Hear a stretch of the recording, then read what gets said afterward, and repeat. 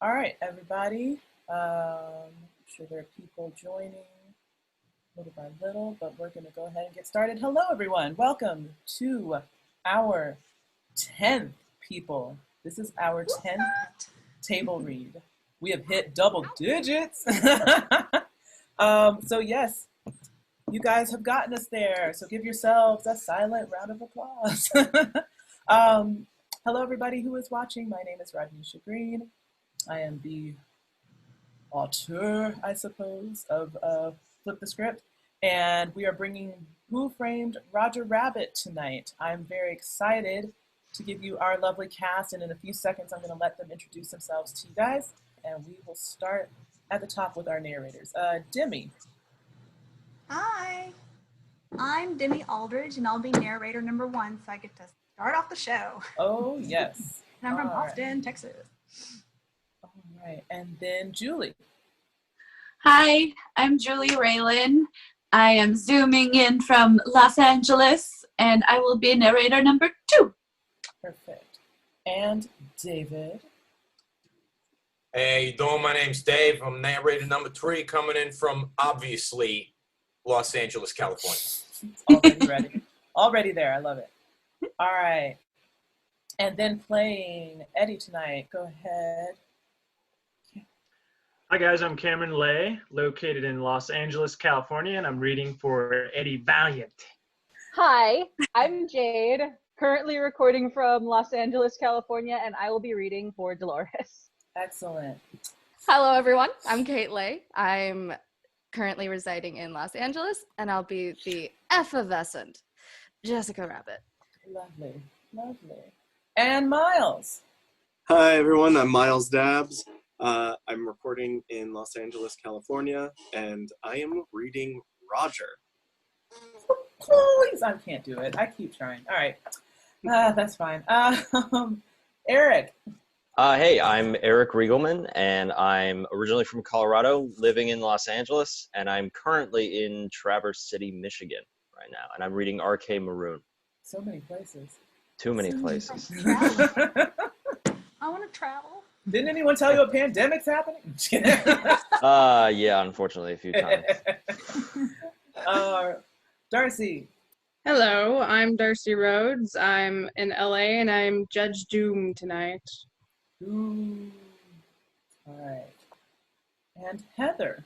Hi, I'm Heather. I'm going to be Baby Herman this evening, plus a whole bunch of other Looney Tunes types, and I'm zooming in from North Hollywood. Hi, I'm Caitlin McCormick. I'm a Sagittarius, and I will be reading The Roadster and a lot of other people, and non-people, a lot of other beings. There you go. All right, and then finally Joshua. I am Josh. I will be zooming from Heather Ludwig's apartment in California. And I will be playing Marvin Acme among a host of other people. Awesome. Yeah. Also present are some production folks here. Callie and Tiana, they're just going to be helping me on the back end with some recording stuff. Just wanted to let you guys know that they're there. They'll be assisting our actors as well.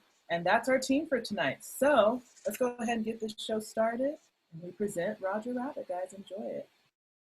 This movie starts the way all movies should, with a cartoon. It's not a Disney or Warner's. It's not Aisha and MGM or Alliance. This is a lesser-known studio. We see Maroon Cartoon, accompanied by cartoon music. And the title card reads, Maroon Cartoons presents Baby Herman and Roger Rabbit and the Bunny Sitter. Below are 2 cameos of the cartoon stars. One picture is of a cherubic baby in a bonnet, innocently posed with his thumb in his mouth. The other is of a paunchy rabbit with a gap between his front teeth. He has a lovable, if slightly shell-shocked look. The cartoon begins.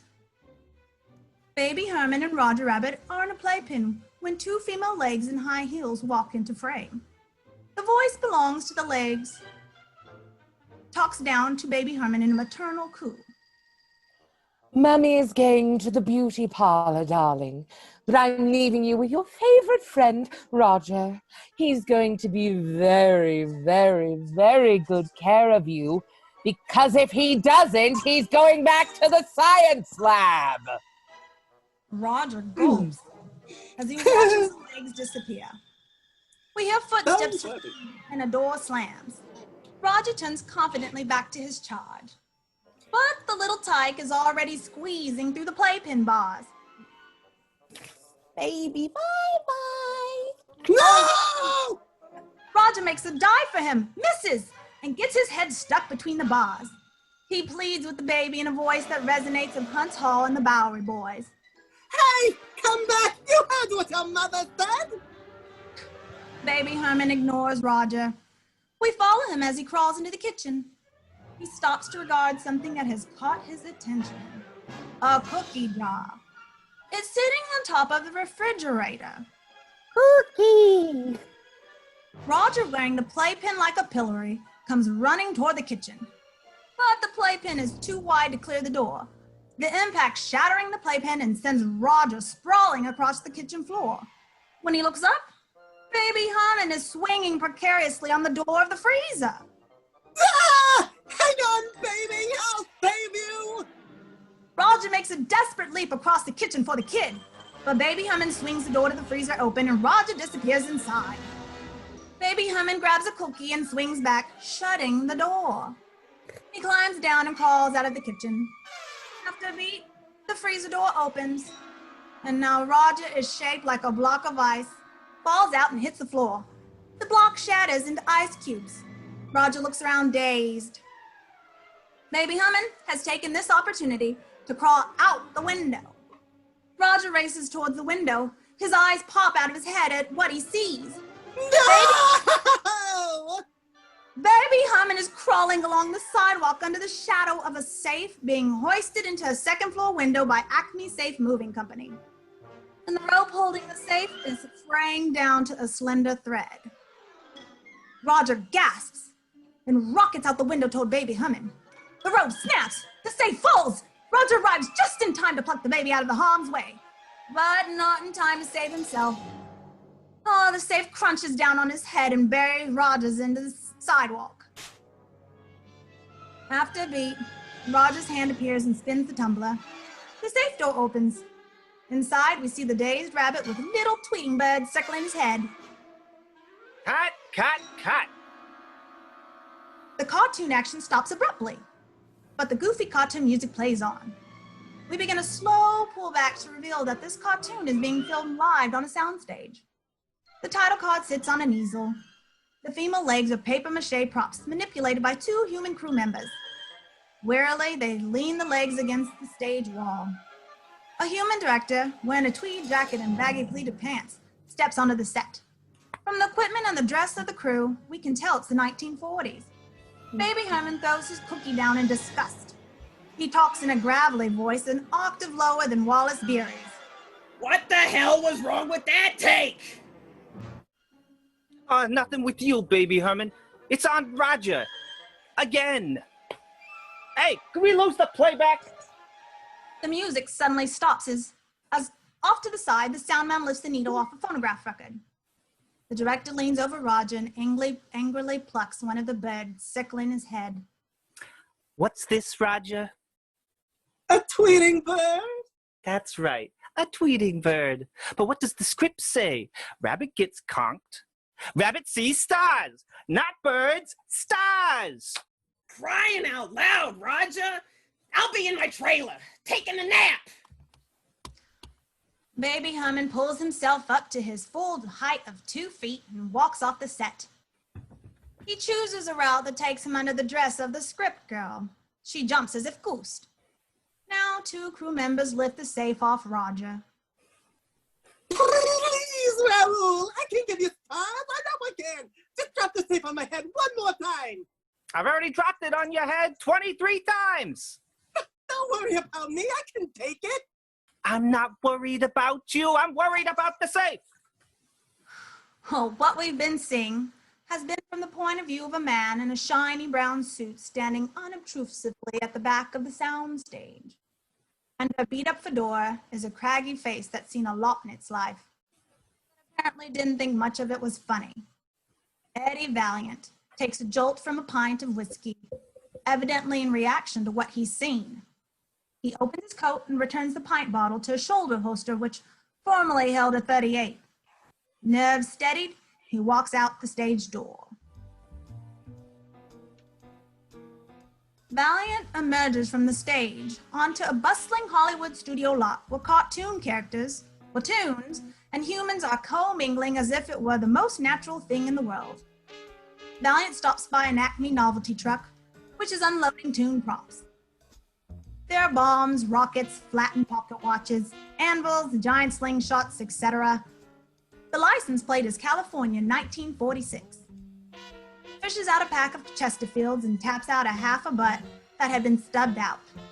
As he lights it, Valiant regards a chubby, balding man wearing a three-piece suit and a worried expression coming towards him. He is R.K. Maroon, studio boss. Maroon is leading an entourage of assistants trying to keep up. Starting tomorrow, there'll be no more roast beef lunches. Whatever happened to cheese sandwiches? I was raised on cheese sandwiches. As the assistants dutifully record his thoughts, Maroon sees a guy taking a nap in the shade of a palm tree. And tell that guy sleeping over there he's fired. It's your wife's brother, RK. Oh. Well, tell him he's promoted, but get him out of my sight. Gotcha. As the assistants disperse, Maroon approaches Valiant. Valiant, did you see the rabbit? He was blowing his lines, all right. So what? So what? He's already put me 3 weeks behind on the shooting schedule. Now an Edith Head type hustles up to show Maroon several costume designs. Your reaction, RK? Maroon quickly checks out the drawing. No, that's not funny. She flips another drawing. Okay, that's funny. Put a Hamburg on him and it'll be even funnier. Huh, Valiant? He grabs the pad and shows Valiant. The rendering is of a hippo in a pink polka dot tutu. Yeah, that'd be all right. Maroon responds to Valiant's sarcasm with raised eyebrows. Boy, I hope what you have ain't contagious. I'll be out of business. He hands the pad back to the designer, who departs. How much do you know about show business, Valiant? Only there's no business like it. No business I know. Valiant watches as an alligator in a rebel uniform dragging a brace of cannons and several toadstools parade by.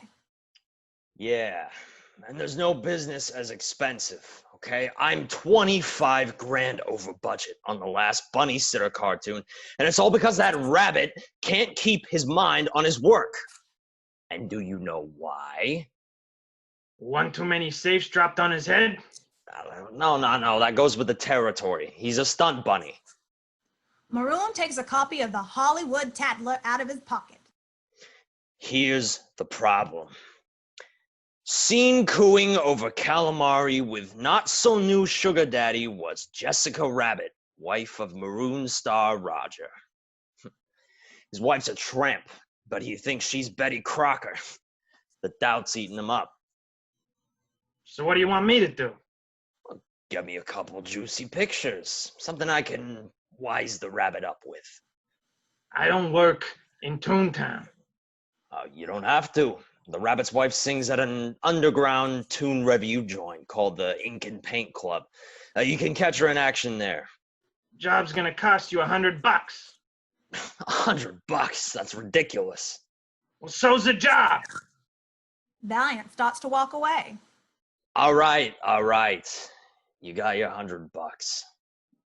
Maroon turns, snaps his fingers. His assistant appears out of nowhere with Maroon's checkbook and a pen. The assistant turns and stoops so that Maroon can write the check on his back. 50 now, 50 when you deliver the pictures. Maroon tears a check off and hands it to Valiant. Suddenly, Valiant ducks in reflex to a large shadow that passes overhead. Kind of jumpy, aren't you, Valiant? It's just Dumbo. Dumbo swoops back and forth, then hovers, ears flapping like a hummingbird. I got him on loan from Disney. Aren't you the lucky one? Valiant grabs a check from Maroon and starts for the gate. So, when will I hear from you? As soon as is humanly possible. We follow Maroon out the gate. We follow Valiant out the gate under a wrought iron sign that reads Maroon Cartoon Studios. As he starts across the road, he's almost run over by a Toon Roadster that roars out of the gates. When it blasts its horn, the first 5 notes from the Woody Woodpecker song. Valiant jumps back as the Roadster passes. Woody the Woodpecker's behind the wheel with a self-important smile on his face. Valiant angrily waves the cloud of Toon dust away. Damn Toons. Across the street, there's a trolley car. It's slowing to a stop in front of the studio. It's a Pacific and Electric red car, part of a vast system of electric trolleys that once crisscrossed the LA basin. Valiant steps onto the red car and reaches in his pocket to give the conductor his nickel fare, but he comes up with a handful of lint. He holds out the check. What do I look like, a bank? The conductor jerks his thumb towards the door. Valiant suffers the public humiliation of having to step down past the rest of the boarding passengers. He walks around to the back of the red car where a gang of 10-year-olds are loitering. And when the bell sounds and the red car starts to pull away, the kids make a dash for the place on the cowcatcher. Valiant joins them. We hold as the red car moves away and the street urchins regard their older partner in crime with curiosity. On a billboard sign it reads, LA's Pacific and Electric Red Car, America's finest public transportation system. We pan down to see that the sign is on the roof of a trolley terminal. Red cars are going in and out of the shed. We move in to see one car approaching the terminal from down the street.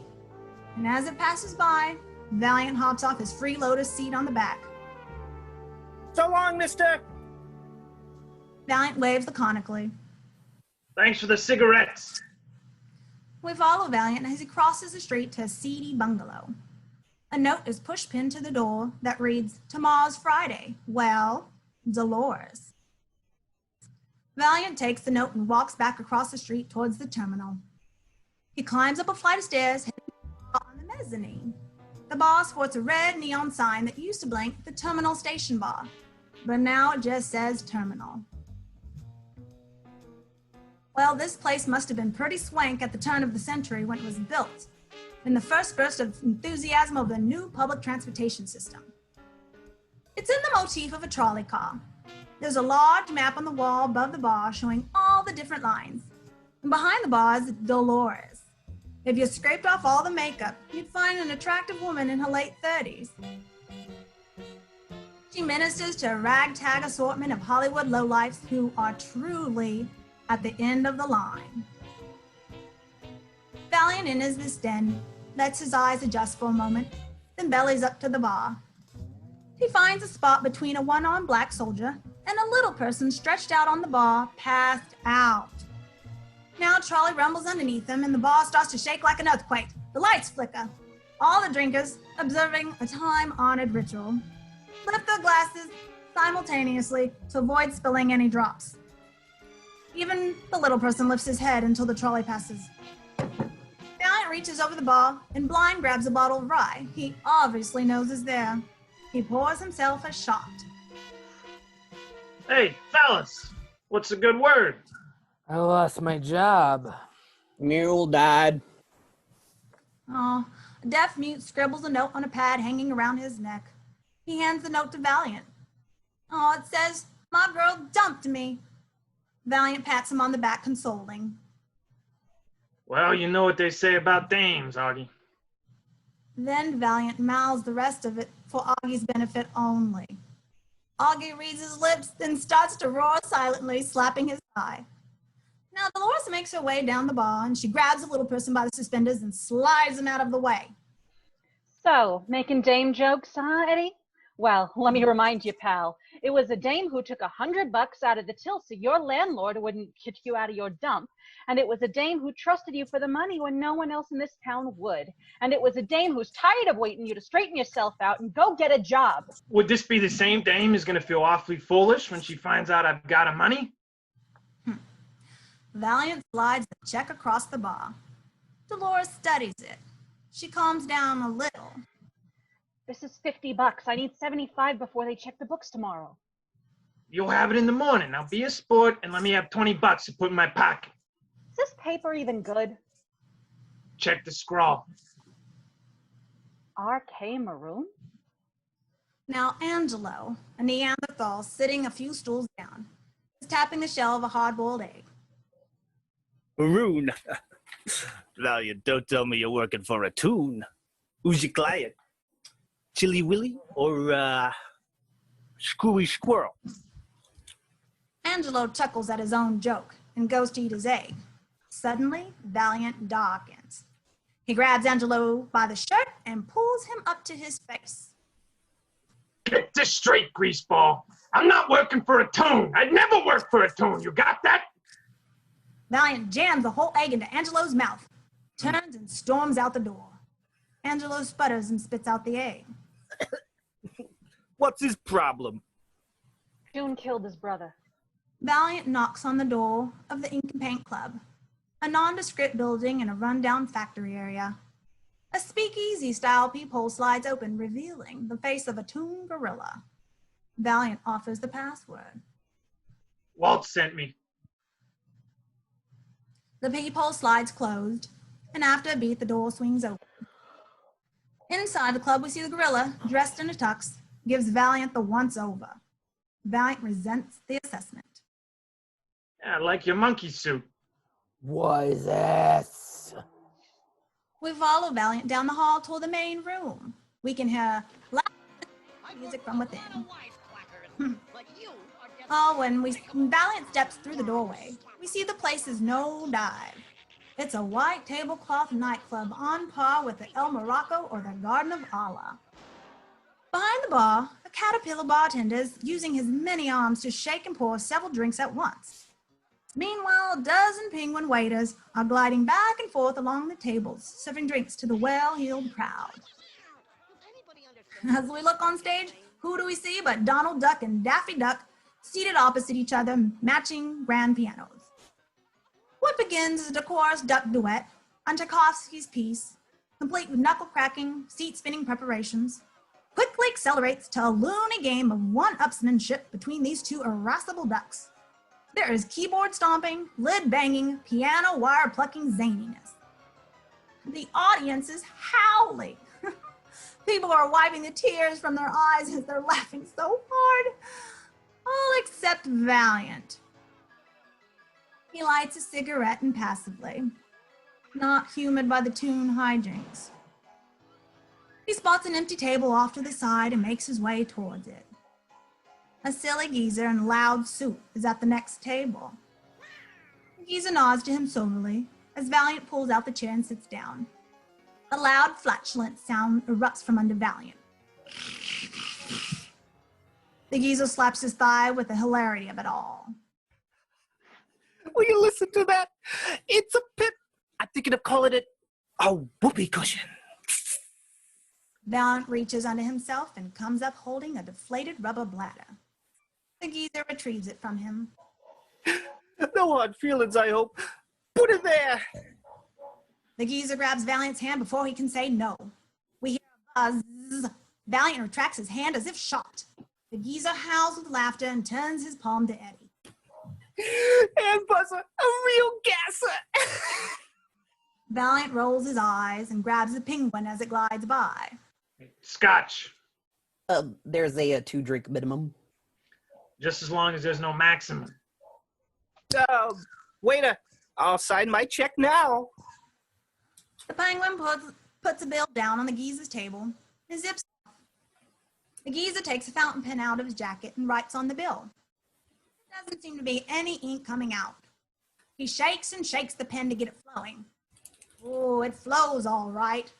Ink is all over Valiant's shirt and pants. Valiant looks down at the stain, doing a slow burn. The geezer starts laughing. Valiant jumps up and grabs him by the lapels.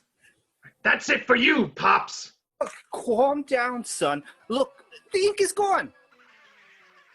Valiant looks down at his shirt. The stain is gone. See, it disappears. Well, why don't you make like the ink?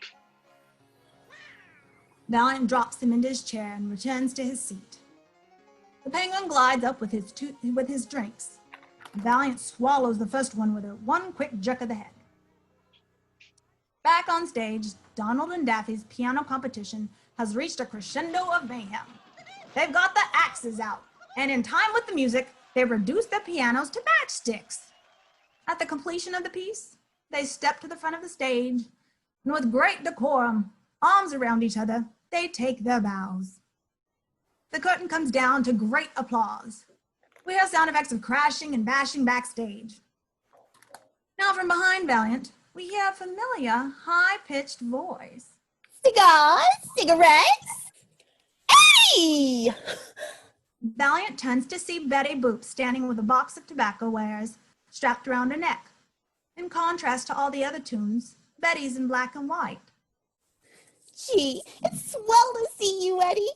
We miss you in Toontown. Wish I could say the same. What are you doing here, Betty? Oh, work's been kind of slow for me since the cartoons went to color. But I still got it, Eddie. Boop, boop, be-doop, boop. Yeah, you still got it, Betty. Who's Mr. Jocularity?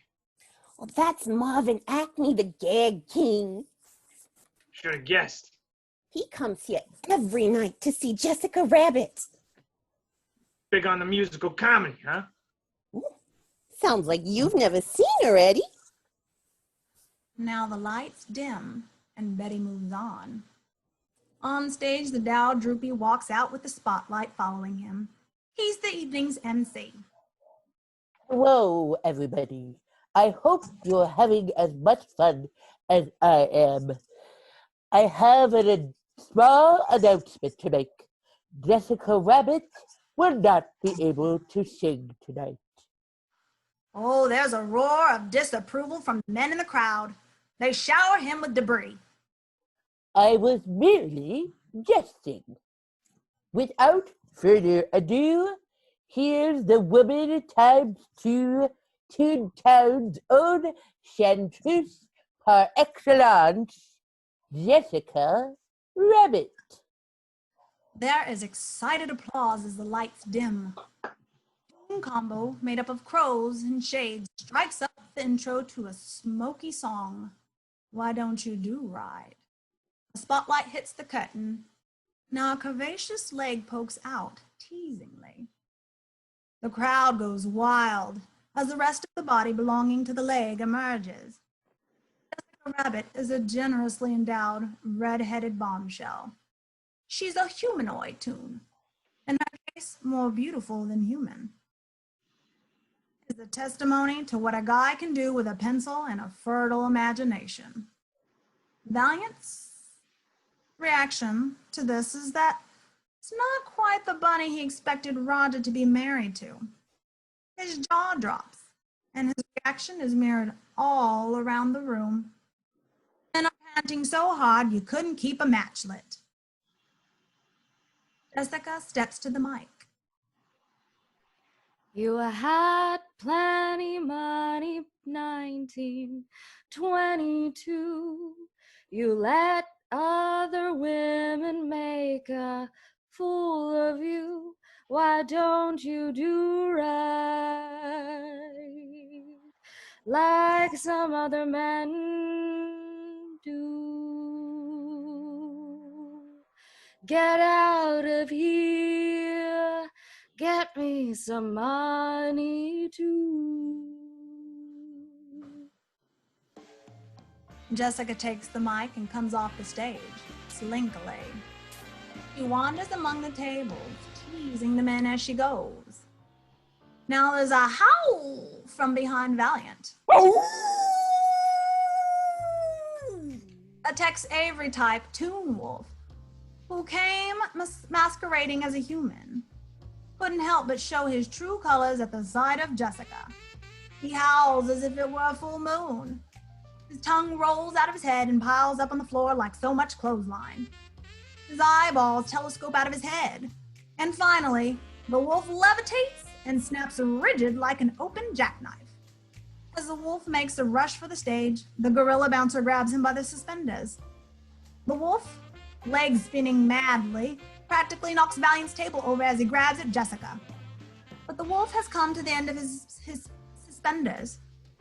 He snaps back toward the gorilla, who is holding an anvil in front of the suspenders. Clang! The wolf hits the anvil and slides to the floor. The gorilla calmly whisks him into a dustpan and carries him out. Jessica, like all good saloon singers, has continued her act undaunted. Why don't you do right like some other man do? She sashays over to the geezer's table. Teasingly, she swirls the wisps of white hair onto his head in a little Dairy Queen. He giggles gleefully and makes a grab at Jessica. He slips out of his grasp like mercury. You ain't got no money, ain't got use for you. Now Jessica works her way over to Eddie. She stops at his table and sings tauntingly. Then, with a flourish, she throws herself in his lap and belts out the finale. Get out of here, get me some money too. There is raucous applause when she finishes. Jessica looks deep into Eddie's eyes. Thanks for the laugh. Before Eddie can reply, she jumps off and slinks off stage, leaving Eddie a pile of human wreckage. Valiant slugs the rest of his drink down to put out the fire in his libido. When the lights come up, Valiant looks over to where Acme is, slicking down his eyebrows and patting his hair down. He stands, picks up a bouquet of roses from the chair beside him, and as he passes Valiant's table, gives him a big wink. Valiant watches Acme disappear backstage. So he stands, drops a couple of bucks on the table, and follows after him. Valiant steps past the curtain, keeping a discreet distance. He follows Marv and Acme down a corridor and around the corner, and knocks on a dressing room door. After a moment, it opens, and Acme goes inside, and Valiant checks over his shoulder, but the backstage area is empty. He goes over to the door and puts his eye to the keyhole. Looking through, Jessica is seated at her dressing table.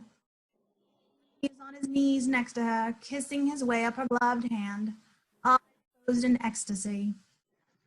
Jessica takes her hand out of the glove and starts combing her hair, leaving Marvin kissing a suspended glove. Meanwhile, while he continues his peeping, the gorilla bouncer sneaks up behind him. Hey, what do you think you're doing, chump? Who you calling a chump, chimp? The gorilla smiles sadistically when he recognizes Valiant. Oh, it's the comedian. The gorilla grabs Valiant by the belt and lifts him off the ground. He opens the door and heaves Valiant out. Back in the alley, Valiant comes flying out the door and crashes into a bunch of garbage cans. The gorilla stands in the doorway regarding the dazed Valiant. And don't let me catch you peeping face around here again. Got it? Ooga booga. The gorilla slams the door. Valiant picks himself up out of the garbage. He brushes himself off, then starts down the alley towards the rear of the building. We follow him around the corner where he stops under Jessica's dressing room window. He drags over a milk crate to stand on, takes a small camera out of his pocket, and opens the bellows. He stands on the crate and aims the camera through the corner of the window as we hear the muffled conversation from within. Are we gonna play patty cake tonight? Marvin, I have a headache. But you promised. Oh, all right. But this time, take that hand buzzer off. Valiant's eyes widen in disgust. Jesus Christ. As he starts clicking pictures, we then cut to later that night at Maroon Studios. There's one light on in the administration building. Inside Maroon's office, we see that it's a large Art Deco office with walls covered with photos of Maroon and various celebrities, human and tomb. R.K. Maroon is seated behind his desk. Standing nearby is Valiant, and they are both regarding a hysterical Roger Rabbit who's holding a set of 8x10 glossies. He's wailing and crying, Toon tears flooding off him in a torrent. Patty cake! Patty cake! Patty cake! Patty cake! Fake is man, but there's no use ruining a good pair of shoes over it. Roger's tears have formed a puddle around the desk. Valiant lifts a well-worn Oxford and shakes the water off of it. Meanwhile, Maroon hands Roger his handkerchief, and Roger oogas his nose into the handkerchief. Take comfort, son. You're not the first man whose wife played patty cake on him. I don't believe it! I won't believe it! The pictures don't lie. Mr. Valiant took them himself. Roger takes another look at the pictures. There's shots of Jessica Rabbit and Marvin Acme seated knee to knee, caught in the act of slapping palms, really playing patty cake. Maroon gets up and crosses to a bar table set up by the window. He pours a drink from a crystal decanter as Roger starts sobbing again. But Jessie, she's the light of my life, the apple of my eye, the cream in my coffee. Valiant eyes the booze longingly as he mutters to himself. Well, you better start thinking about drinking it black. You know, frankly, I'm shocked. Marvin Acme's been my friend and neighbor for 30 years. Maroon gestures out the window. We see a blinking neon sign on the roof of the building across the street. Acme. If it's Acme, it's a gasser. Who would have thought he was the sugar daddy? Maroon turns and carries the drink to Roger. Meanwhile, Valiant sidles over to the bar to help himself. Well, the important thing now, Roger, is to put all this behind you. Drink this, son. You'll feel better. Roger takes the glass and shoots it down in one gulp.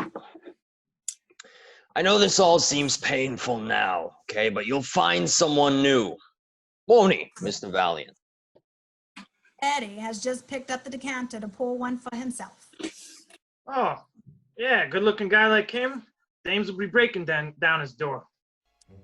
The booze is taking its effect. There's a rumble like a volcano about to erupt. Suddenly, Roger's head turns into a Toon steam engine, whistling, shrieking. The high pitch causes glass objects in the room to shatter, including the crystal decanter that Valiant's holding in his hand. It explodes, soaking his suit with booze. Valiant looks down at the damage, completely exasperated. Son of a bitch! Mr. Maroon, I think I'll be going now. So, about the rest of my fee? Sure, Valiant, sure. Maroon sits at the desk and writes a check. Being experienced in these matrimonial matters, you have any advice for our friend here? Valiant crosses to the desk and takes the check. My advice? Hop on over to Reno. Get yourself a quickie divorce. Divorce? Never! Never is this a two-way street. I'd rather experience like a detour.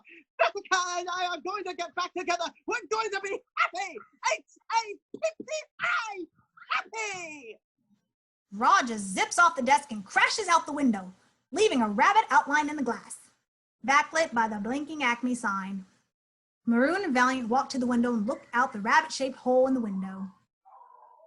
Oh, at least he took it well. We're now at Valiant's bungalow, and we see an empty booze bottle. On the floor, next to the couch Valiant's passed out on. He's still in his clothes. We see the apartment as a small studio apartment. In the kitchen alcove, Valiant has created a makeshift darkroom. We see a curtain on a clothesline, various trays and some pictures clipped up on the clothespins. The pictures depict Jessica Rabbit and Marvin Acme in various states of patty cake. There's a loud pounding on the door, but it doesn't break through Valiant's subconscious for several seconds. Finally, he rouses, gets up, and walks a crooked line to the door. Valiant opens it and squints into the excruciating sunlight. When his eyes focus, it reveals a hangdog police detective holding Eddie's morning paper. Lieutenant Santino, how you doing? Santino ignores the question and regards Valiant with a mixture of disgust and pity. Tell me you didn't do a snoop job for a tune named Roger the Rabbit. That's what you woke me up for? Santino flops open the morning paper. Valiant's eyes narrow as he reads it. The headline screams, "Toon kills man!" And underneath, Marvin Acme murdered at the hands of a jealous rabbit. Santino throws the paper on the sofa. You got trouble, Eddie. We move on to the Acme factory, where an LA police car turns into the yard and pulls up in front of the old factory building. There's all kinds of official activity in the yard. Cop cars, a coroner's truck, etc. Valiant and Santino get out of the police car. Santino stops into the factory, but he realizes Valiant's not following him. He turns to see Valiant looking over the wall behind the factory, transfixed. Now what? Oh, I just haven't been this close to Toontown for a while. The sky above the wall is a different color, a little bit more vibrant, a toon blue, you might call it. Santino walks back and takes Valiant's arm. Let's go. Somebody wants to meet you. Going in the factory, we see that it's a large warehouse filled with stacks of toon gags, boxes of dynamite, giant slingshots, boulders, everything you've ever seen in a Roadrunner cartoon. Santino stops where a large black safe is embedded at a cockeyed angle in the floor. A forensic team is at work around the safe. They're chalking the outline around a body half obscured by the safe. They say the rabbit got the safe idea from a cartoon he was making the other day. What a gasser. Wait here. Santino walks to Acme's glassed office where a sobbing Jessica is being interrogated. We can only see her, not the person doing the interrogating. Valiant sidles over to where the forensic guys are dusting the photographs he had taken for prints. One of the forensic guys looks up from his work. Say, didn't you used to be at Valiant? Valiant ignores the slings and arrows and surveys the scene of the crime. The door of the safe is ajar. Valiant tries to look inside. Forensic number 2 closes the door with his knee. We hear the voice of Jessica Rabbit from behind them. Mr. Valiant. Valiant turns to the voice. What? Jessica slaps him hard enough across the face to make his head turn. I hope you're proud of yourself. She turns on her heels and storms off, sobbing into a handkerchief. Valiant, rubbing his jaw, looks after her. So do the forensic guys. She likes you, Valiant. When they drew her, they broke the pencil. Now 2 white jackets from the coroner's office start to carry Acme out on the stretcher. As they pass Valiant, a hand still wearing a hand buzzer flops out. Valiant grabs it, stopping the stretcher. Kind of makes you wonder what in the world she was doing with the guy who didn't clean his fingernails. Looking closely at the hand, we see embedded under the fingernails is a reddish-brown substance. So? It's blood. Valiant peels off a piece of it. It chips and falls to the ground. He squats to examine it. It's not blood. It's paint. Suddenly, the end of a cane comes down on Valiant, hitting it to the floor. Valiant follows the cane up to its gavel-shaped head, past black pants, a black robe, to a cadaver-like complected face, in a large hook proboscis. Rimless tinted glasses obscure the eyes. Although she's human, the total appearance is frighteningly vulture-like. Judge Doom is accompanied by Santino. Is this man removing evidence from the scene of a crime? No, Judge Doom. Valiant here was just about to hand it over. Weren't you, Valiant? I'll take that. Doom takes a cane off Eddie's hand and reaches out for the paint chip. Valiant palms a piece of it and drops a smaller piece into Doom's hand. Doom Looks like the deceased grabbed a handful of your client's pantaloons, Mr. Valiant. Valiant stands to face the judge, who towers over him. He's not my client. I was working for R.K. Maroon. Yes, we talked to Mr. Maroon. He told us the rabbit became quite agitated when you showed him the pictures and said nothing would stand in the way of him getting his wife back. Is that true? Hey, pal. Do I look like a stenographer? Watch your mouth, Eddie. He's a judge. Doom smiles thinly at Valiant, turns and walks with purpose towards the door. Santino and Valiant follow. The rabbit's movements are fairly clear after leaving the Maroon Studios. He ran across the street, jimmied this door open, hoisted the safe on a block and tackle. Doom leads them outside the factory and indicates a window. Then stood out here waiting for his prey. After he cold-bloodedly accomplished his task, he went home. He was almost apprehended there by my men. Doom nods her head toward a group of sinister weasels, a la Disney's Wind in the Willows. They're loitering by a dog catcher's wagon with tune control on the side, cleaning their fingernails with switchblades and polishing tune revolvers. Man, they look more like weasels to me. Yes, I find that weasels have a special gift for the work. The rabbit didn't contact you by any chance, did he? Why would he contact me? All I did was take some lousy pictures. So you wouldn't have any idea where he might be?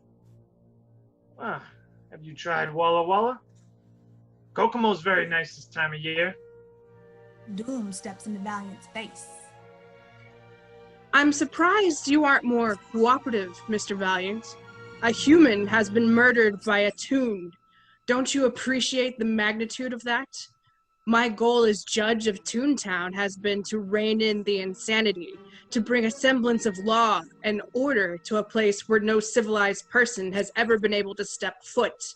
The only way to do that is to make the Toons respect the law.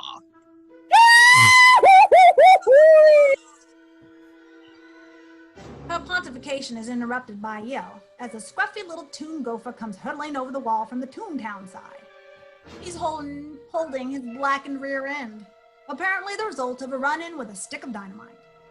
Wink! The gopher hits Doom in the back of the head, sending them both sprawling. The gopher picks himself up and shakes off the effects of the concussion.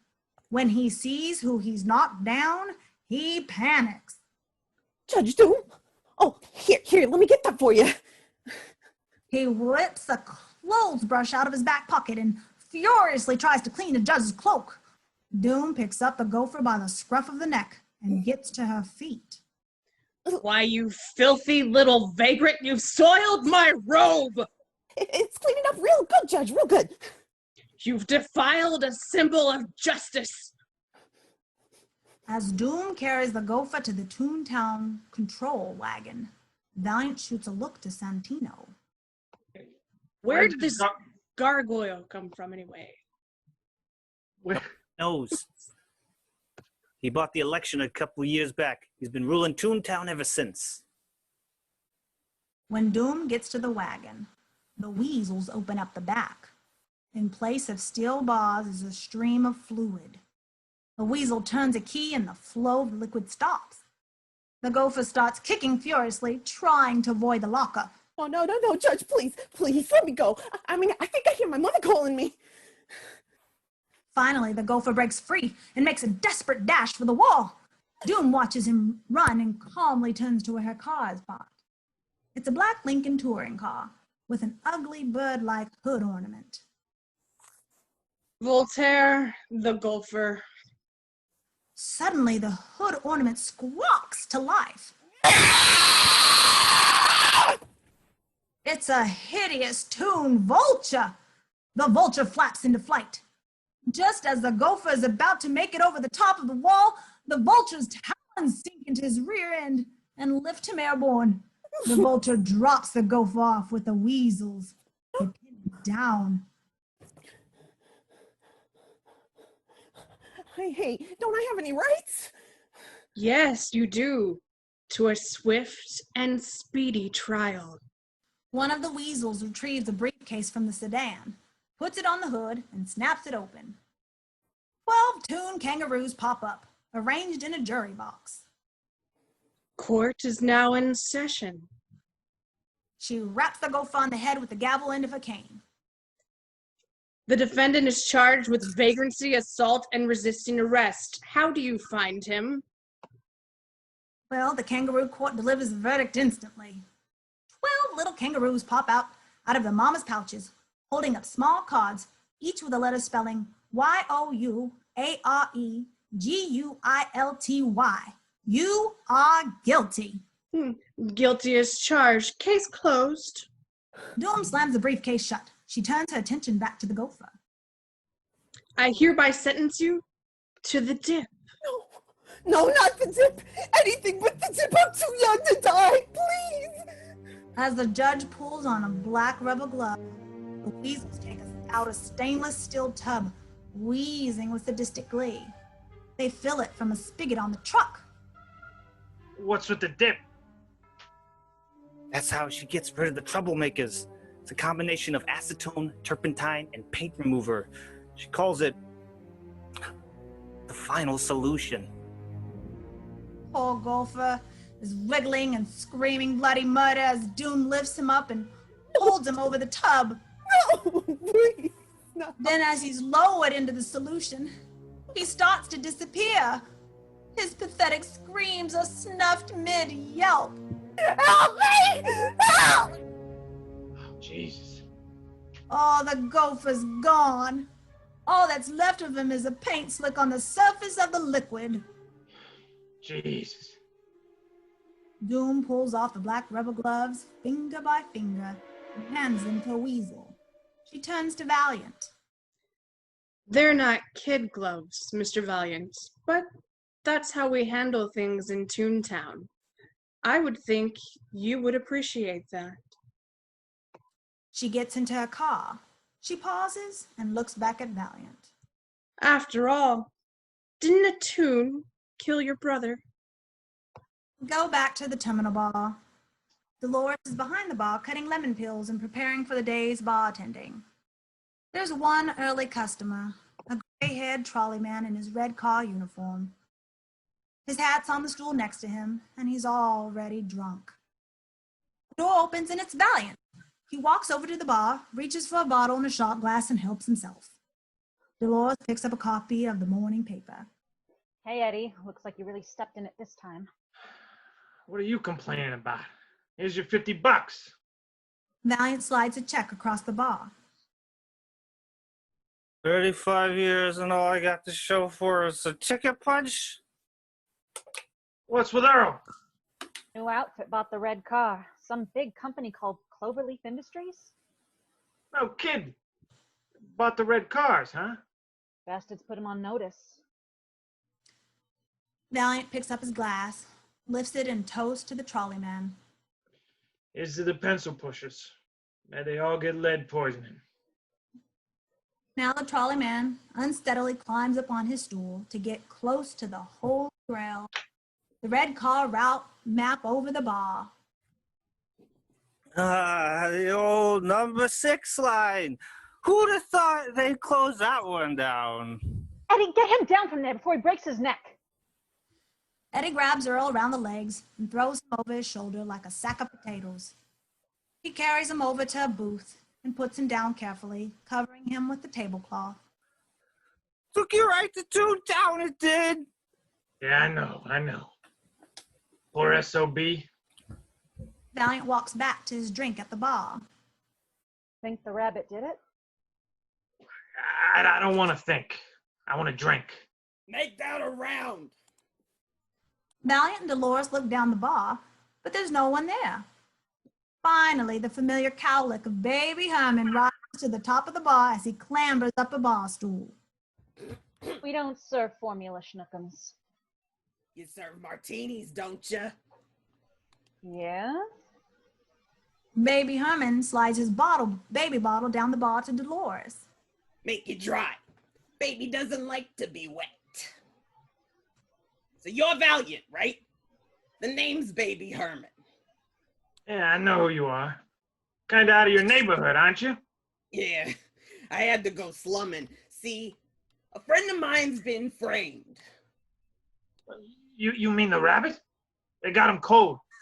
You don't believe that. I mean, the guy's an idiot, a moron, a complete fool. But he never killed anybody. I know the guy. Dolores brings Baby Herman his baby bottle cocktail. Thanks, doll. When Dolores turns around, Baby Herman pats her on the bottom. Oh, a ladies' man, huh? See, my problem is I got a 50-year-old lust, but a 3-year-old dinky. My problem is I come here to drink in peace, so if you don't mind. Come on, Valiant. Doesn't this whole thing smell a bit funny to you? I mean, no offense, but how did a mucky muck like R.K. Maroon find you in the first place? Yeah, Eddie, it's not like you have an ad in the Yellow Pages. Oh, thanks for the vote of confidence. And another thing, the paper said no will was found, but every Toon knows Acme had a will, and in it he promised to leave Toontown to the Toons. So where is it then? Somebody took it from him. That's what this whole thing is about. The paper said the safe door was open, Eddie. Just stick the stuff in the olives, will you, Dolores? My hunch, it was Maroon. He's always been after Marvin Acme's property. Yeah? Does he wear pants this color?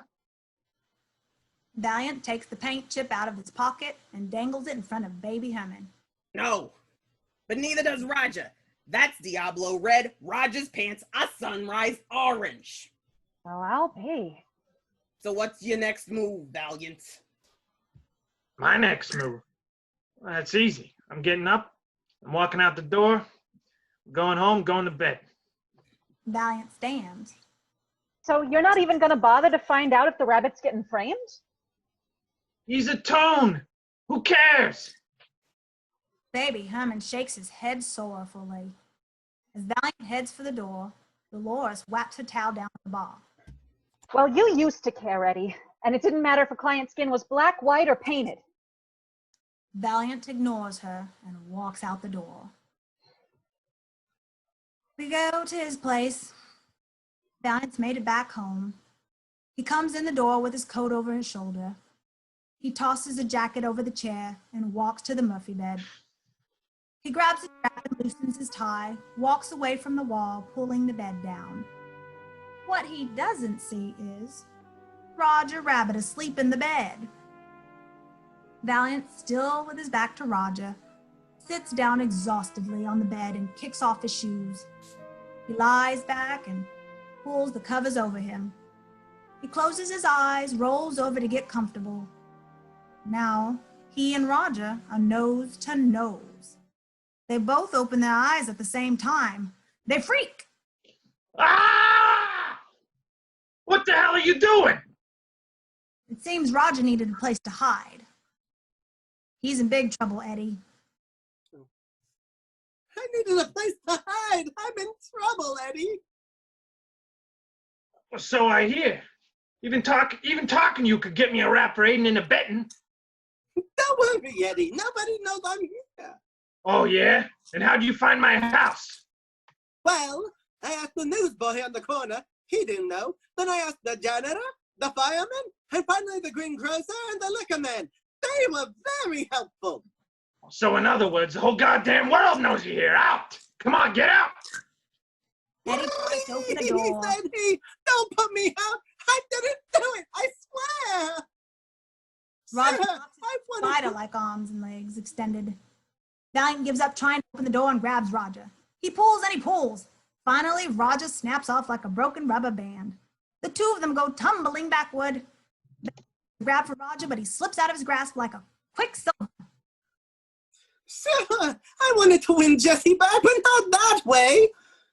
Valiant lunges again. Roger dodges.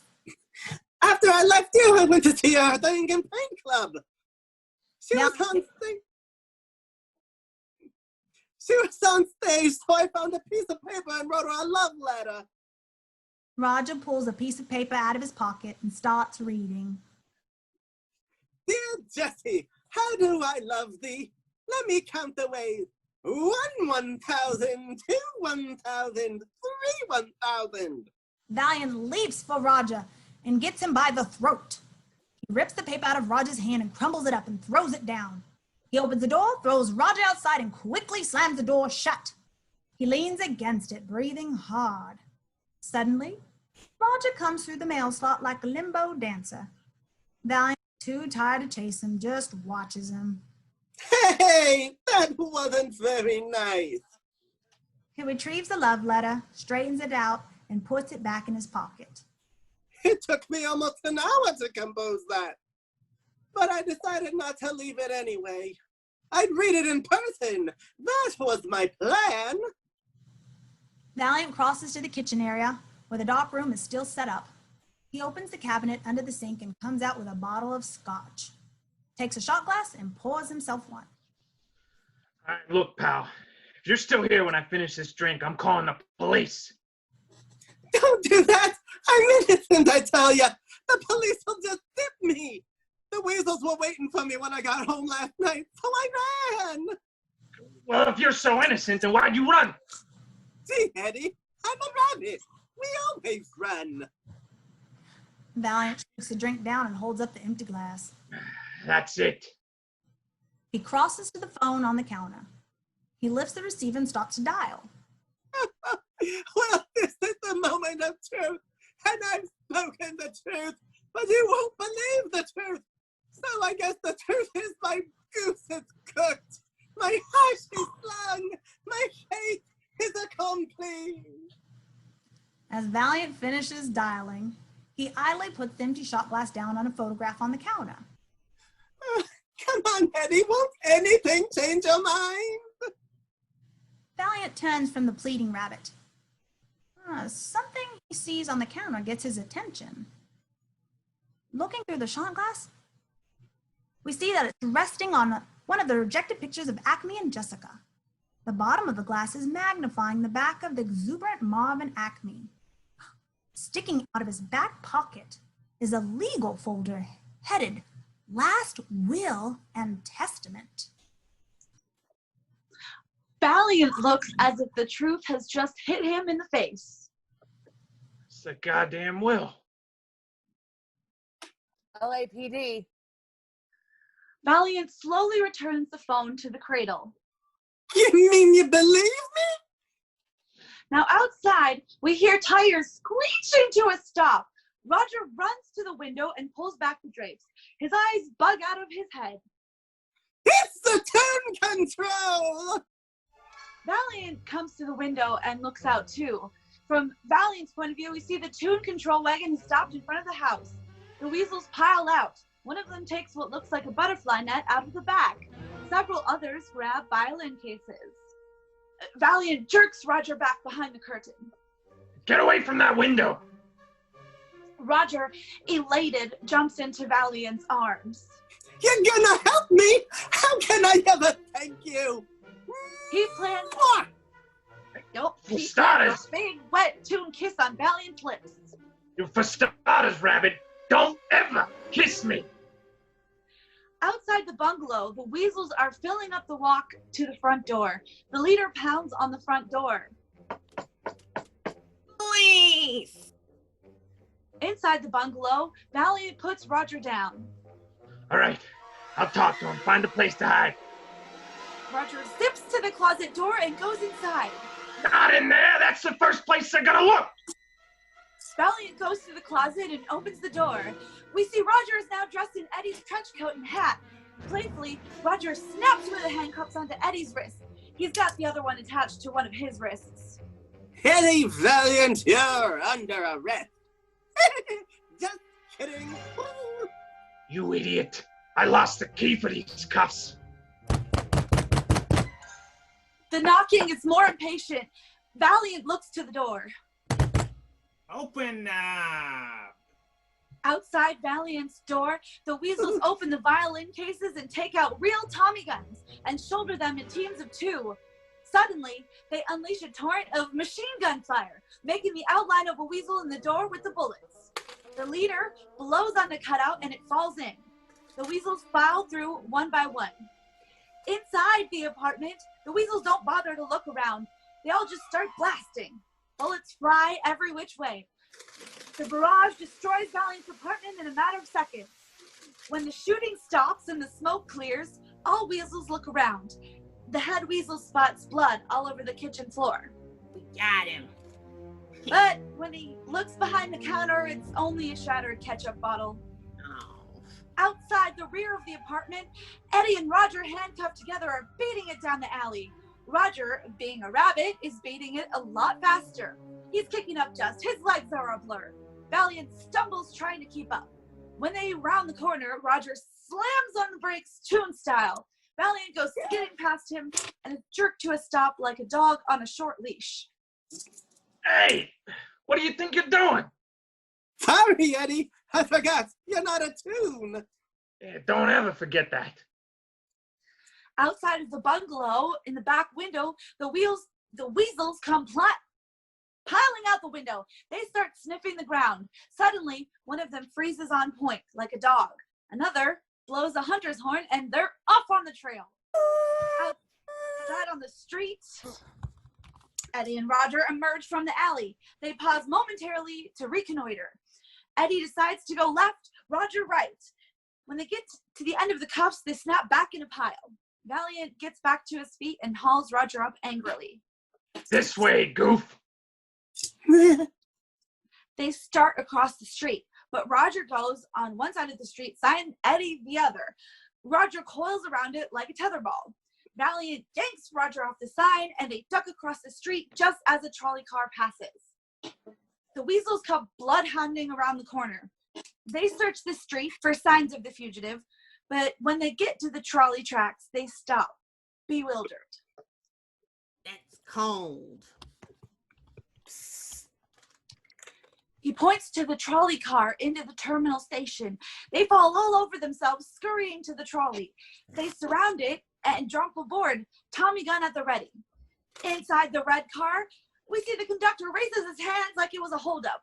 A couple passengers scream as the weasels search the car, but no Roger or Eddie.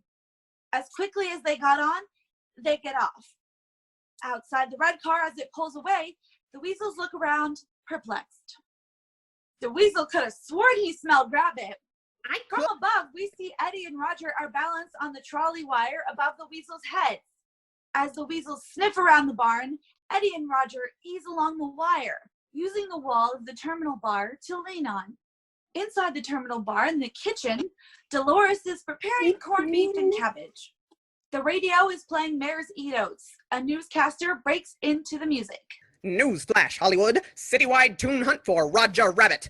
Suspect in Acme slaying. Police describe him as short, cuddly, and psychotic. Dolores turns just as Roger's grinning face appears in the window. Hey! Now Eddie's face comes into view. He motions for her to open the window.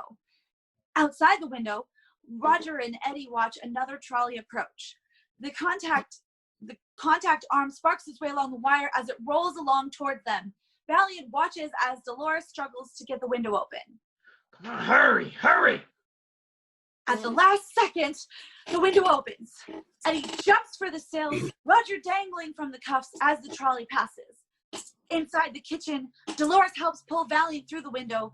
Then he drags Roger inside. Jesus, Eddie, is this who I think it is? Dolores, me Roger Rabbit. Roger bows at the waist, takes her hand, and kisses it like Charles Boyer. Charmed, enchanted, pleasures all mine. Where'd you find him? The Toon Fairy left him under my pillow. Now Roger spots a plate of freshly shucked corn. May I? Before she can answer, he grabs an ear, presses it to his lips, and applies the typewriter method to it. When he gets to the end of a row, we hear the bing! He's a riot. Oh, yeah? Well, you're not handcuffed to him.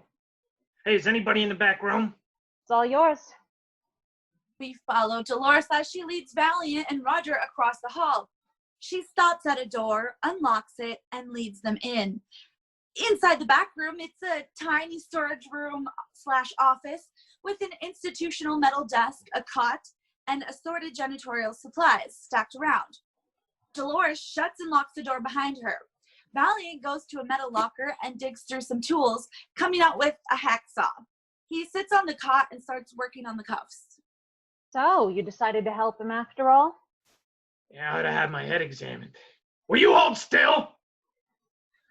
Roger quiets like a child for a moment as Valiant saws feverishly. Then Roger slips his hand out of the cuff and holds his side while Eddie keeps sawing. Does this help? Yeah, that's better. Valiant saws a couple more strokes before the realization of what Roger's done hits him. His face darkens. Roger sees the look and sheepishly tries to recover by sticking his hand back in the cuff. You mean to tell me that you could have taken your hand out of that cuff at any time? Well, no, not any time. Only when it was funny. Valiant looks at Roger like he's about to brain him. Roger pulls his hand free again and cowers out of range. Valiant just rubs his forehead. Are you always this funny? Or only on days when you're wanted for murder? My philosophy is, if you don't have a sense of humor, you're better off dead. Yeah, well, you just might get your wish. Can you get him out of it, Eddie? Yeah, if I can find whoever wanted to kill Acme bad enough to get this. Valiant throws the patty cake picture down on the table. Dolores and Roger both examine it closely. Acme's will. So that's what this little drama's all about. Yeah, I think Maroon plays a part of the sound mind and your wife the sound body. I resent that innuendo. My wife is completely innocent. Your wife may be a lot of things, pal, but innocent isn't one of them. So what's the scam, Eddie? Well, maybe Baby Herman was right. Somebody wants Acme's property. Cack the old man, pit it on Roger, destroy the will. The habeas corpus is sickening. Yeah, except they screwed up. I don't think they got the will. How do you know that? Well, Acme had the will in his pocket that night at the club, and it was gone in the morning when the cops found the body. Maybe they just took it out of his pocket. Well, then why'd they bother to crack the safe? I mean, you could drop a Mazda 90 from Mount Baldy and it won't open. Well, Mr. Smarty Pants Detective, your logic is vicious. What prevented Mr. Acme from putting the will back in the safe before they killed him? Because he's not 40 feet tall. The safe was up on the ceiling, remember? Dolores whistles over his deductions. Eddie, you still got it. Hey, tomorrow maybe I'll go down to probate court and see who's sniffing around Acme's estate. Yeah, do that. I'm gonna go rattle Maroon's cage. Valiant finishes sawing the cuffs. He stands and throws the cuffs aside. Valiant and Dolores go to the door. Roger follows them eagerly. What should I do? Who should I see? Where should I go? Valiant turns. Nothing. No one. Nowhere. He slams the door. Inside of the Polo Lounge, we see Maroon. He's in a booth in the middle of a business lunch. Maybe money grows on trees in Toontown, okay? But not at the Maroon studio. We see that Maroon's sharing a booth with Bugs Bunny and his agent. Bugs is chewing on a carrot. Look, Doc, fiduciary concerns aside, Roger Rabbit may have been willing to play second banana to an ankle biter, but I ain't. Across the room, Major D is leading Valiant and Augie the deaf mute to a table by the door. This'll be fine, huh, Augie? Augie nods his head. They sit and pack up the menus. Augie takes one peek and looks at Valiant alarmed. He scribbles a note. Valiant reads it. Forget about the prices, pal. If you want the shrimp cocktail, you have a shrimp cocktail. Excuse me, Augie, I've got a little table hopping to do. Valiant gets up from the table and starts across the room. Back at Maroon's booth, I think you should know, RK, we're in negotiations for Bugs to star in his own series of Warner Brothers. Trying to scare up a bidding war between me and Jack Warner, eh? Well, it won't work. I'll call William Morris and I'll have him put out a rabbit call the likes of which this town has never seen. It's, your dime, Doc. And stop calling me Doc. Sure, Doc. Now Valiant arrives, pulls up a chair from the next table, and sits down. Hi, Mr. Maroon. Remember me? Valiant, what are you doing here? I just thought I'd drop by and show you a photograph. I've already seen your photographs. Yeah, but I enlarged this one. Thought you might be interested. Valiant takes an enlargement of the patty cake shot and puts it on the table in front of Maroon. We can clearly see the will sticking out of Acme's pocket. Anyway, enjoy your lunch. Valiant stands and departs, but his visit has done its a trick. Maroon looks like he's seen a ghost. We follow Valiant across the room to his table where Augie is blissfully attacking a shrimp cocktail. How is that, Augie? Pretty good? Augie nods enthusiastically. Valiant keeps an eye on Maroon's booth. Now he nudges Augie as Maroon excuses himself and goes into the phone booth just outside the door. Augie puts his shrimp fork down and picks up his pencil.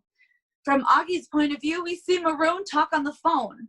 As his lips move, Valiant supplies his words. It's me. Valiant says there's a will. I don't know what he's trying to pull. Back to Valiant, he's reading off of Augie's pad as Augie reads Maroon's lips and scribbles down what he says. Somebody's gonna have to take care of him. Augie looks up from his scribbling to exchange an eyebrow-raising glance with Valiant. Then he turns back to Maroon again. The old man had it at the club that night. That's right. Yeah, I'm sure. I'll be there.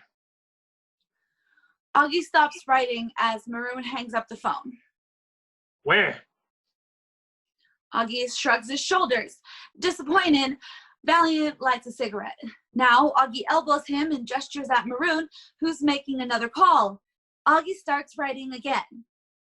Iris, cancel my appointments this afternoon. I'll be at Forest Lawn. Maroon hangs up the phone and comes out of the phone booth. He hustles out of the room. Valiant stands. Hey, you did great, Augie. Have another shrimp cocktail. Valiant drops a 20 on the table and pats Augie on the back. Outside of the Beverly Hills Hotel, a car hop wheels a yellow Packard up in front. Maroon climbs in and roars off. Valiant enters. He looks after Maroon, then calmly starts walking down the driveway. Outside of the Forest Lawn Cemetery, at the red car stop, a red car pulls up. Valiant climbs off. He calmly crosses the street and ducks behind the cemetery entranceway as Maroon Packard roars through. I love that red car. As Valiant starts walking up the hill, we see the Acme funeral site. It's daytime, and there's a hearse and a line of black limos that are parked in the lane. Nearby, Marvin Acme's funeral is in progress. Clustered around a gravesite are the mourners, tunes of every stripe. There's Mickey Mouse, Comforting Minnie, Tom and Jerry, Heckle and Jekyll, Chip and Dale. Everyone from the famous to not so famous is in attendance. The eulogy is being delivered in a familiar, blustery Southern voice. It's Foghorn Leghorn. Today, we commit the body of our brother Acme to the cold, cold ground. We shed no tears, for we know that Marvin is going to a better place. That that hilarious place up in the sky. Foghorn Leghorn dramatically points skyward. Amen. Amen. Now we see Valiant is leaning up against a palm tree over up on the hill. We've been watching the proceedings from his point of view. Now he sees Maroon's car pull up. He moves around to the other side of the tree as Maroon passes and starts winding his way around the crowd. At the gravesite, Foghorn Leghorn nods to the funeral director, a pasty-faced human in a black mourning coat. The director starts to turn the crank, lowering the coffin into the grave. Give us a sign, Brother Herman, that you have arrived. Much to the funeral director's amazement, the crank starts plinking out the tune to Pop Goes the Weasel. Now the tune mourners pick up on it and join in. Round and round the mulberry bush, the monkey chased the weasel. The crank and song start going faster and faster. The monkey. He prayed it was all in fun. Pop goes the weasel. Suddenly, half of the lid to Acme's coffin flies open and a harlequin clown boings out. The funeral director faints dead away as the tune sobs turn to laughter. The tunes turn and head away from the grave, comforted by a funeral befitting a gag king. They climb into their cars and screech off like the start of the Indy 500. One mourner is left at the gravesite. Sitting in a chair, dabbing at her eyes with a handkerchief, is Jessica Rabbit. Maroon walks up behind her. So, trying to pull a fast one on me, huh? Jessica turns, startled. She stands and faces Maroon. Valiant smiles and leans in. This is the moment we've been waiting for. Now, just as the conversation begins, it is drowned out by the noise from a lawnmower. Valiant turns to see a gardener riding around on a small tractor, cutting the grass. Valiant tries to flag him down as he watches Maroon and Jessica having an argument. There's accusatory finger pointing. In pantomime, Maroon gestures into his pocket as if describing the position of Acme's will. Jessica tries to leave. He grabs her arm. They're screaming at each other, but we don't hear a word. Valiant waves frantically for the gardener to cut the machine, but the gardener misconstrues it as a friendly greeting and waves back. Valiant turns in time to see Jessica kick Maroon in the groin and stomp off to a red Auburn speedster. She jumps in and speeds away as Maroon staggers back to his car. The gardener stops the tractor next to Valiant. He shuts off the engine. The cemetery is completely still again. Something you want, mister? Not anymore. Outside the Ink and Paint Club in the alley, it's night, and a Steinway piano truck is parked next to the stage door. Two husky piano movers are rolling a baby grand up the ramp to the stage door. They knock on the door. The gorilla opens it, and they muscle the piano inside. After a moment, they re-emerge. We follow them back to the truck where a second baby grand stands, ready to be moved. I don't know about you, but it makes me sick to think of these beautiful pianos getting chopped into matchsticks every night by those screwy ducks. Struggling, they push this second piano into the club. Inside the club, backstage, they roll the piano over to the wall and park it next to the first. And they call it entertainment. As they go out to the stage door, we see the baby grand. Inside the piano, Valiant is lying prone, using the Steinway as his own Trojan horse. He lifts the piano lid to climb out, but then hears footsteps approaching. He lowers the lid again. Now someone starts testing the keys.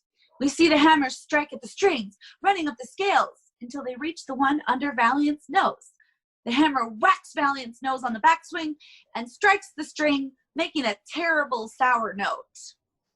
Donald Duck is quacking. The piano's out of tune again. Not to worry, Donald. We can fix that with my sledgehammer. Never mind, Daffy. I've got an axe in my dressing room. Valiant's eyes widen. We see the piano again. As the voices of Daffy and Donald recede, Valiant raises the lid and quickly climbs out. He eases over to Jessica's dressing room. As he starts to open the door, he hears scuffling from inside. Valiant puts his ear to the door. More scuffling. Valiant straightens, then suddenly whips the door open and flicks on the lights. Inside the dressing room, nobody's there. Perplexed, Valiant closes the door behind him and checks behind the dressing room. In the closet, no one. He shrugs and starts to search the room. He goes to Jessica's dressing table and rifles the drawers.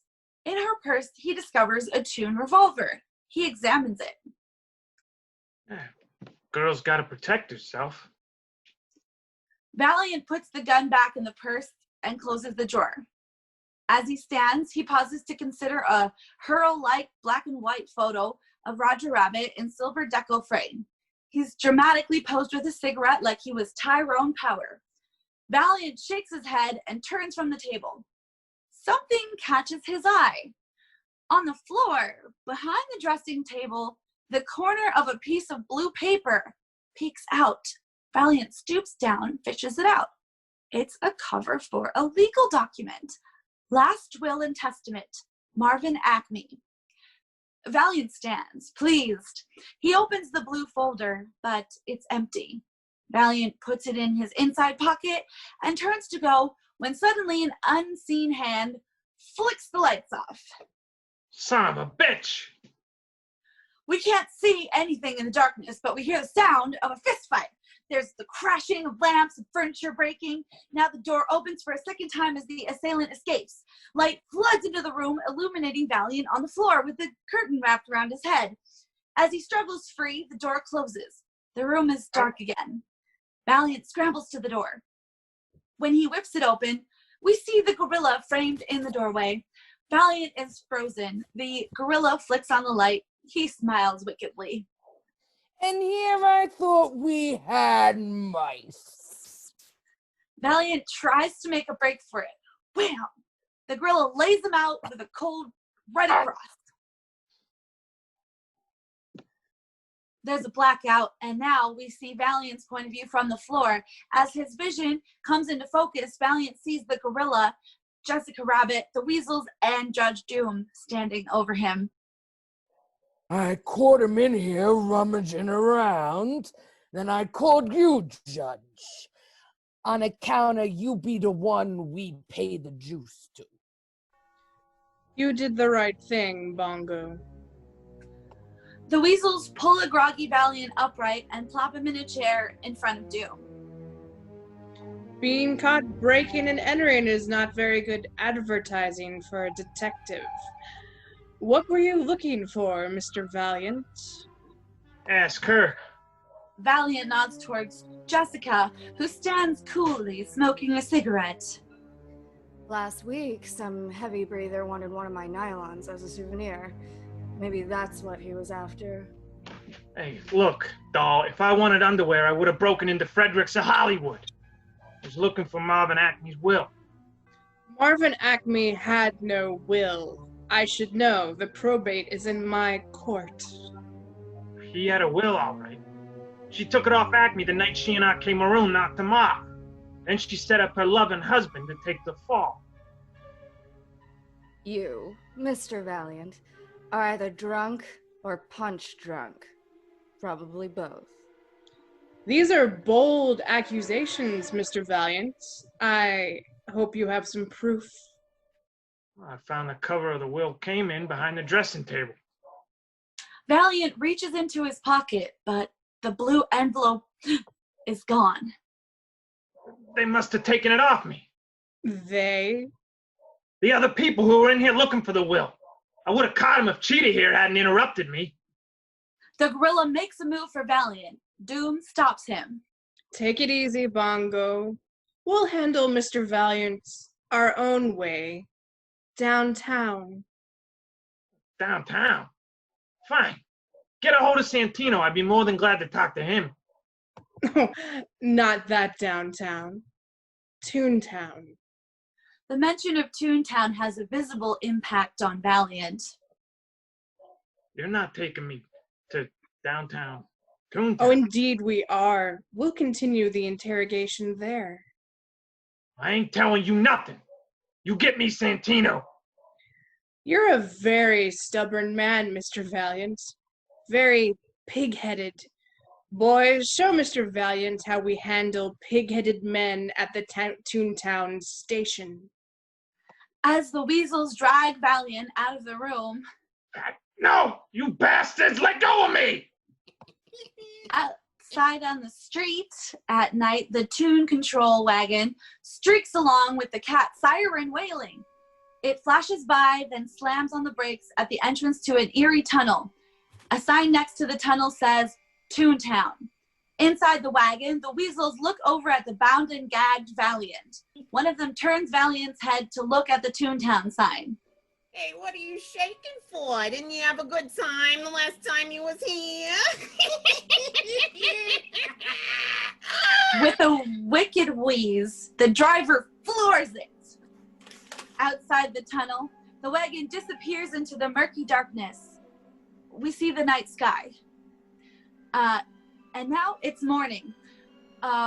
In the tunnel, we can't see into the darkness, but we hear hooting and hollering from within. Guns going off, firecrackers exploding, whips cracking, all accompanied by the wheezing laughter of the weasels.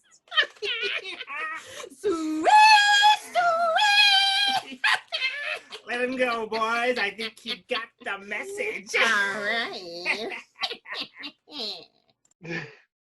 After a beat, Valiant comes staggering out of the tunnel. He's got a burlap sack over his head tied around his waist. Behind him, the weasels emerge holding paint cans and brushes. They watch as he trips and falls by the side of the road. The weasels giggle victoriously and head back inside. Valiant lies there for a moment, catching his breath. Then he struggles to free up his hands. Finally, he rips the sack off and sits up. Now we see that Valiant's got a huge toon pig with a goofy grin painted over his head. Valiant pulls and tugs on it, but this is a costume that won't come off. Valiant curses, gets to his feet, and stumbles down the road. And outside the red car stop, Valiant gets in the back of the line of passengers boarding the red car. Inside the red car, Valiant steps aboard. The trolley man, who we recognize as Earl from the terminal bar, does a double take when he sees the ridiculously looking silly man/toon. Here's one for the books. A toon wearing human clothes. Earl, it's me. It's Valiant. Eddie? Jesus, what happened? Toon cops worked me over. Boy, I'll say, they gave you a real toonaroo. What am I, Earl? Earl breaks the news to Valiant soberly. You're a pig. A happy-go-lucky pig. No. Does it hurt? Not much. It's kind of hard to talk.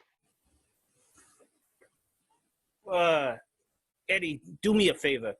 Could you sit in the back so you don't cause as much of a commotion? Valiant tries to pull the brim of his hat down, but it's comically small on the huge head. He makes his way down the aisle past a veritable gauntlet of razzing, poking, tripping passengers. Finally, he finds an empty seat in the back as the red car starts up. A little kid wearing a baseball cap is sitting a few seats away with his mother. The kid looks back at Eddie and laughs. He leans over and whispers something to his mom. Can I, Mom? Go ahead, darling. Take your bat. The kid takes his baseball bat and approaches Valiant innocently. Hey, Mr. Pig, if I hit you on the head, will you make me a cuckoo bird? The kid starts to take a swing with the bat. Kid, if you hit me on the head, I'm going to throw you out this window. Kid's eyes widen in terror. This is not a typical toon response. Mommy! Inside Valiant's apartment, in the bathroom, we hear the sound of the shower. Valiant's hand reaches out past the shower curtain and grabs for a bottle. But it's not shampoo, it's turpentine. Damn it! And now we see the tub drain. The water is swirling down the drain and is changed with paint of different colors. Back to Valiant, he scrubs maniacally until the last of the pig head is gone. He rinses off and he feels around his face. The absence of the toon mask seems to bring him some relief. He shuts off the shower and slides the shower curtain back. And now we see Jessica Rabbit is leaning up against the door jamb, dressed as usual in a black cocktail dress with elbow-length gloves and pearls.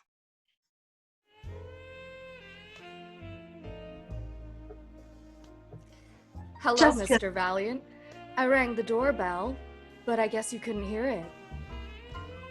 That's because I don't have a doorbell. Jessica, caught in her lie, flutters her eyelids nervously.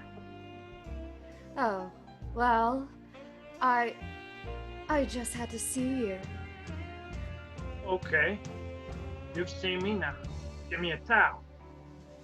As she hands him a towel, she stares down at his anatomy.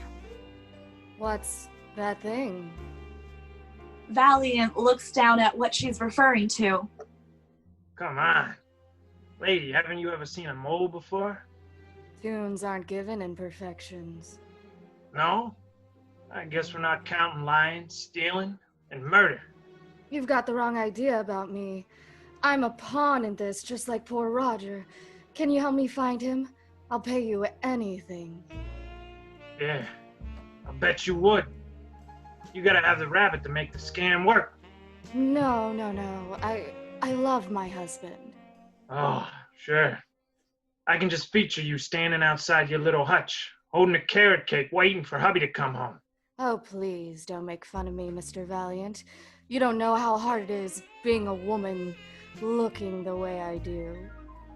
Yeah, well, you don't know how hard it is being a man, looking at a woman looking the way you do. I'm not bad. I'm just drawn that way. Hey, I'm not complaining. But give me credit, I'm the guy who took the pictures of you and Acme playing patty cake. Remember? Jessica takes a cigarette out of her purse. She lights it and blows a cloud of tune smoke. It forms a recreation of what she describes. Maroon came to me. He told me he'd fire Roger if I didn't do it. I went along with him for Roger's sake. It was only patty cake, after all. That's very altruistic. It's the truth. Why won't you believe it? Because I don't take Acme dumb pills. I don't know what you're up to, lady, but I'm gonna nail you for the Acme murder. If I'm as bad as you think, what's stopping me from just killing you right now? Valiant reaches behind him and picks up a small cup on the sink.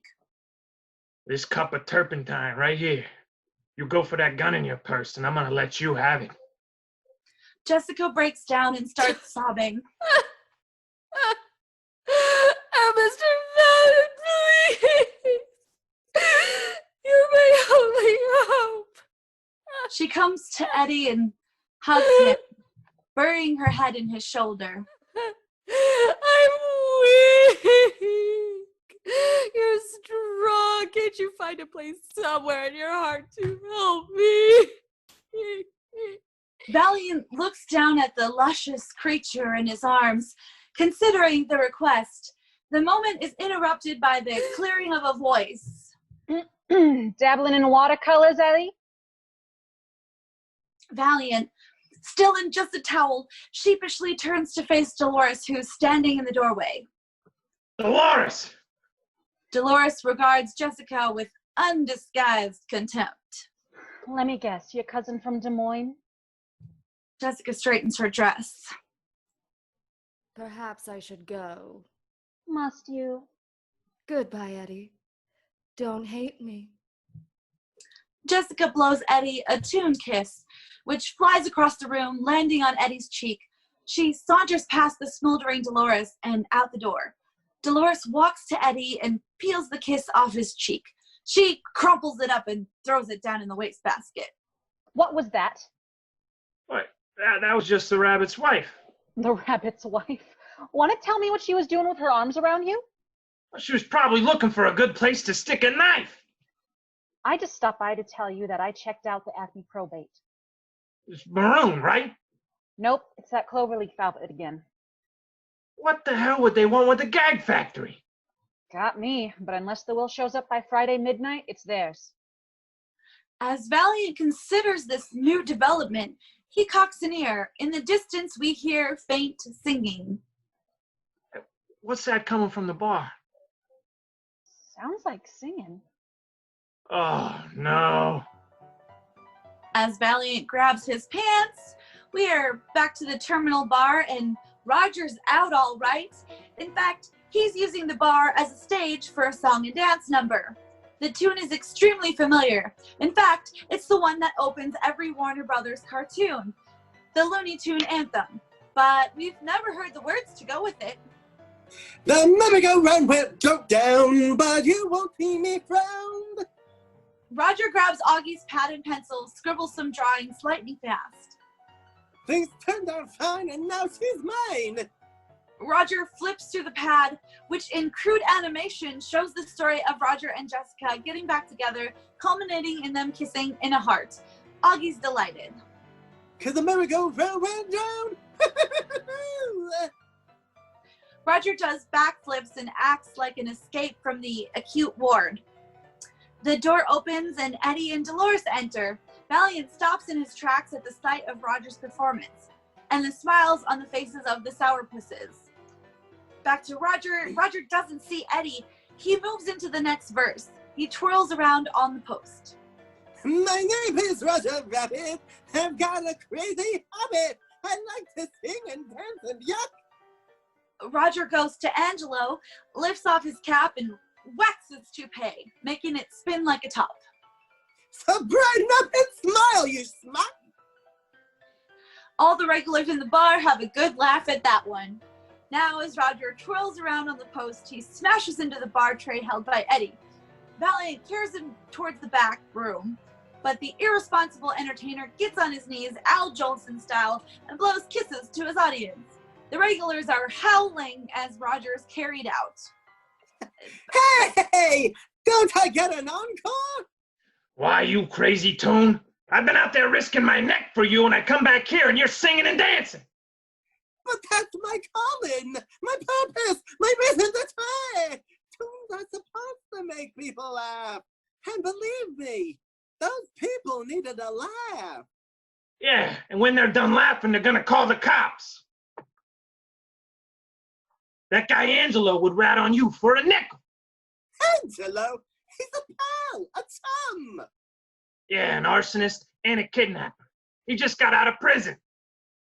Well, I still don't think he'd turn me in.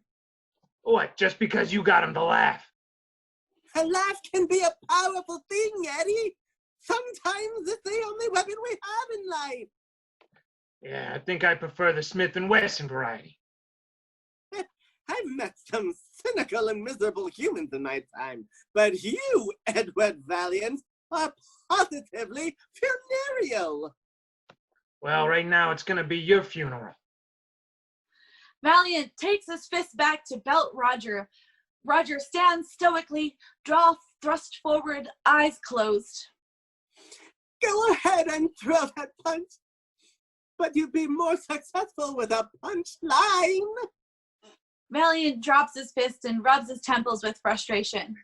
You are driving me crazy. Do you know that? Let's go. You ruined this as a hiding place. Valiant grabs Roger by the scruff of the neck and opens up the door, but he ducks back in quickly. From Valiant's point of view, through the door, we see Judge Doom has entered the bar. She stands framed in the doorway, Voltaire perched on her shoulder. The red light of the neon sign flashes on her glasses, making her look like she's got burning coals for eyes. With the weasels at the door backing her up, the satanic Doom walks to the bar, her footsteps creaking along the wooden floor.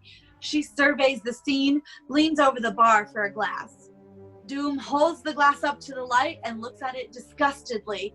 She picks up a bottle of scotch and carries it down to where the one-armed soldier is sitting. Doom stares at him, then pulls the empty sleeve out of the amputee's pocket. She uses it to wipe the inside of the glass. I'm looking for a rabbit. He was last seen in this neighborhood.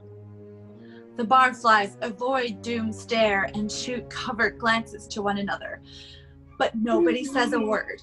Doom pours a drink into her newly cleaned glass, then gently pours it down Voltaire's gullet. You couldn't miss him. Buck teeth, orange pants, about yay big. Doom squashes the little person's head down to approximate the size. There's no rabbit here, so don't harass my customers. Doom turns to Dolores. I didn't come here to harass. I came here to reward. Doom walks around Dolores toward the back, but Doom stops next to the blackboard. On it is written, "Today's special, French dip, 50 cents. Doom erases the French and the decimal point in front of the 50. Then she picks up the chalk and starts to write. The chalk squeaks excruciatingly on the blackboard. Everyone winces but watches anyway as Doom writes rabbit where the French was and adds the zeros to the 50. It now reads rabbit dip, $5,000. At the bar, all eyes are fixed on the figure on the blackboard. Angelo licks his lips. Hey, I seen a rabbit. Angelo looks defensively at all his cronies and back to Doom. He's right here at the bar. But instead of pointing to the back of the bar, he talks to the empty bar stool beside him. Say hello, Avi. The tension is broken. Everybody at the bar starts howling. Back inside the back room, Roger turns to Eddie victoriously. My pal. In the bar, Doom stares down the regulars until the laughter stops. Meanwhile, a weasel has started sniffing around the bar where Roger was dancing. As Doom turns to leave, the weasel whispers in her ear as he points to the back. Doom smiles and pats the weasel on the head. She turns to Angelo and the others. Now we'll see who laughs best.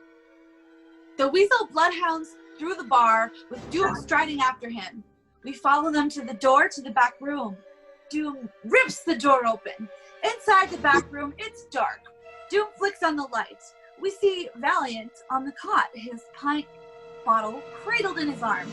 He blinks as if awakened from a drunken slumber. Valiant, why is it that whenever my men smell a rabbit, you're there? Valiant plumps the pillow behind his head. It must be my cologne. You take care. He's in here, all right, boss. Suddenly, the weasel grabs the pillow from under Valiant's head and carves it to shreds with a switchblade. Feathers fly, but no rabbit fur. You, sir, want we should take the place apart?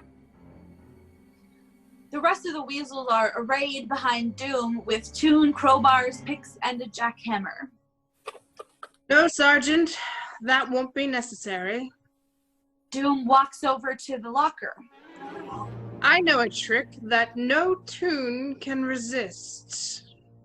Doom raps on the locker with her knuckles. That. It's a familiar pattern that demands a that response. Doom moves to the desk and tries it again. That. Inside a Maxwell House coffee can, Roger is hiding while sweating out the urge to finish the familiar coda.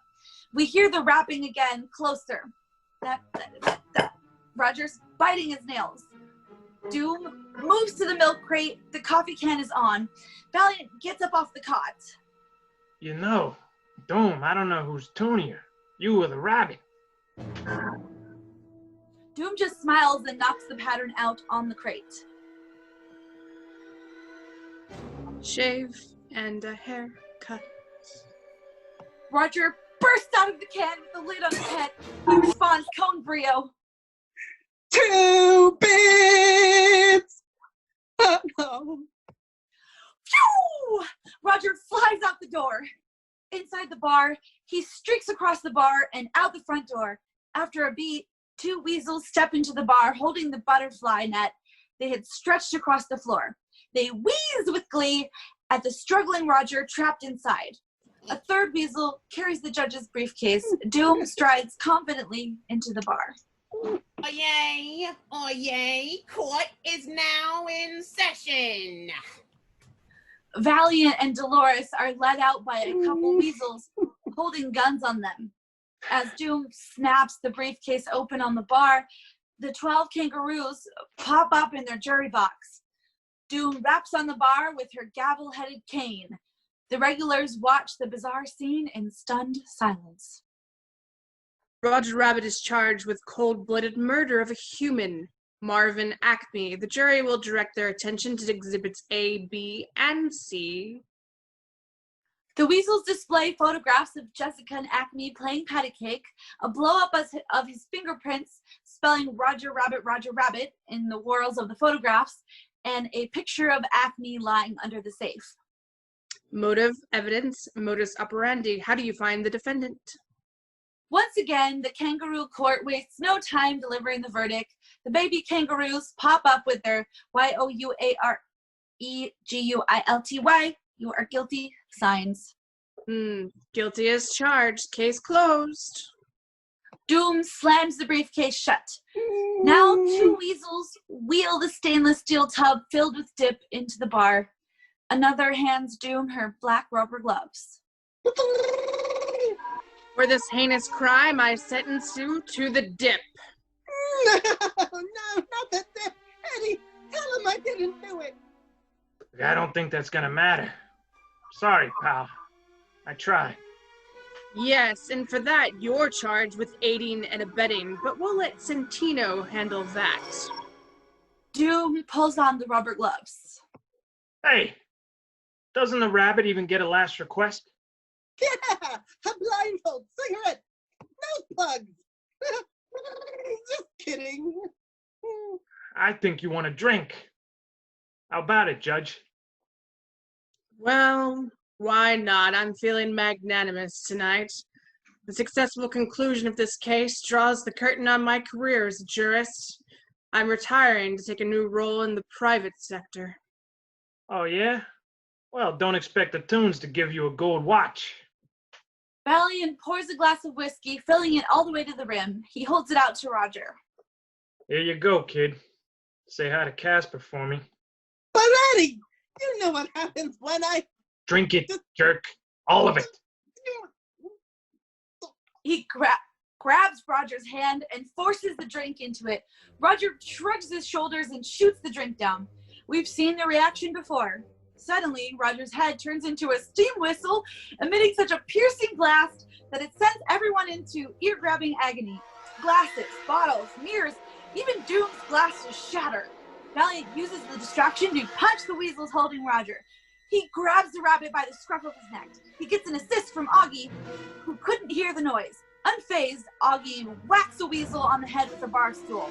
The little person crawls behind Doom, who's been momentarily blinded. The one-armed soldier pushes her over.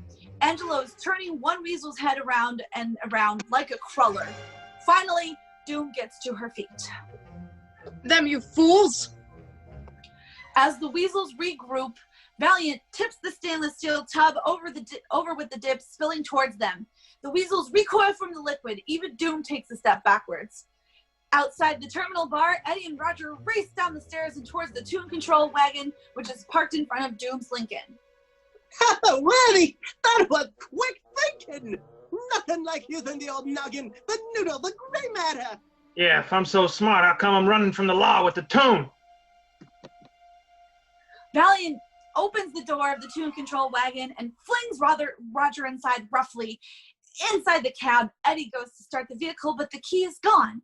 Now, from somewhere behind them, comes a deep rumbling voice somewhere between Lord Buckley and Betty White. Excuse me, gentlemen. Eddie and Roger turn. A snazzy Tune roadster whose grill functions as its mouth is talking from behind the liquid bars. If you could effect my extrication, I could offer you some carburation. Valiant sighs with resignation and slides out of the cab, Roger in tow. Outside the rear of the wagon, Eddie and Roger come racing around the side of the wagon. Valiant searches the back of the truck for the on-off switch. He finds it and turns off the flow of the acetone. The roadster zips out of the truck and lands on the pavement, already flexing and limbering. Behind him, a comical number of other Tune detainees hop out like little people out of a Volkswagen. They all head for the hills. Well, what are we waiting for? The William Tell Overture. Back at the terminal bar, the weasels come piling out. They stack up like a Native American totem pole, searching every direction.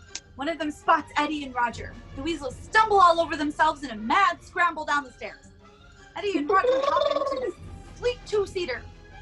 Valiant looks at the myriad of goofy cartoon gauges and switches on the Roadster's dashboard. What do I do? You don't have to do nothing. With a ferocious rubber-burning squeal, the Roadster roars off into no frames. The exit is so fast that Eddie and Roger are left behind, hanging in midair. But before they hit the ground, the Roadster zips back in, and Eddie and Roger fall back into their seats. The Roadster bends around so his grill is facing them.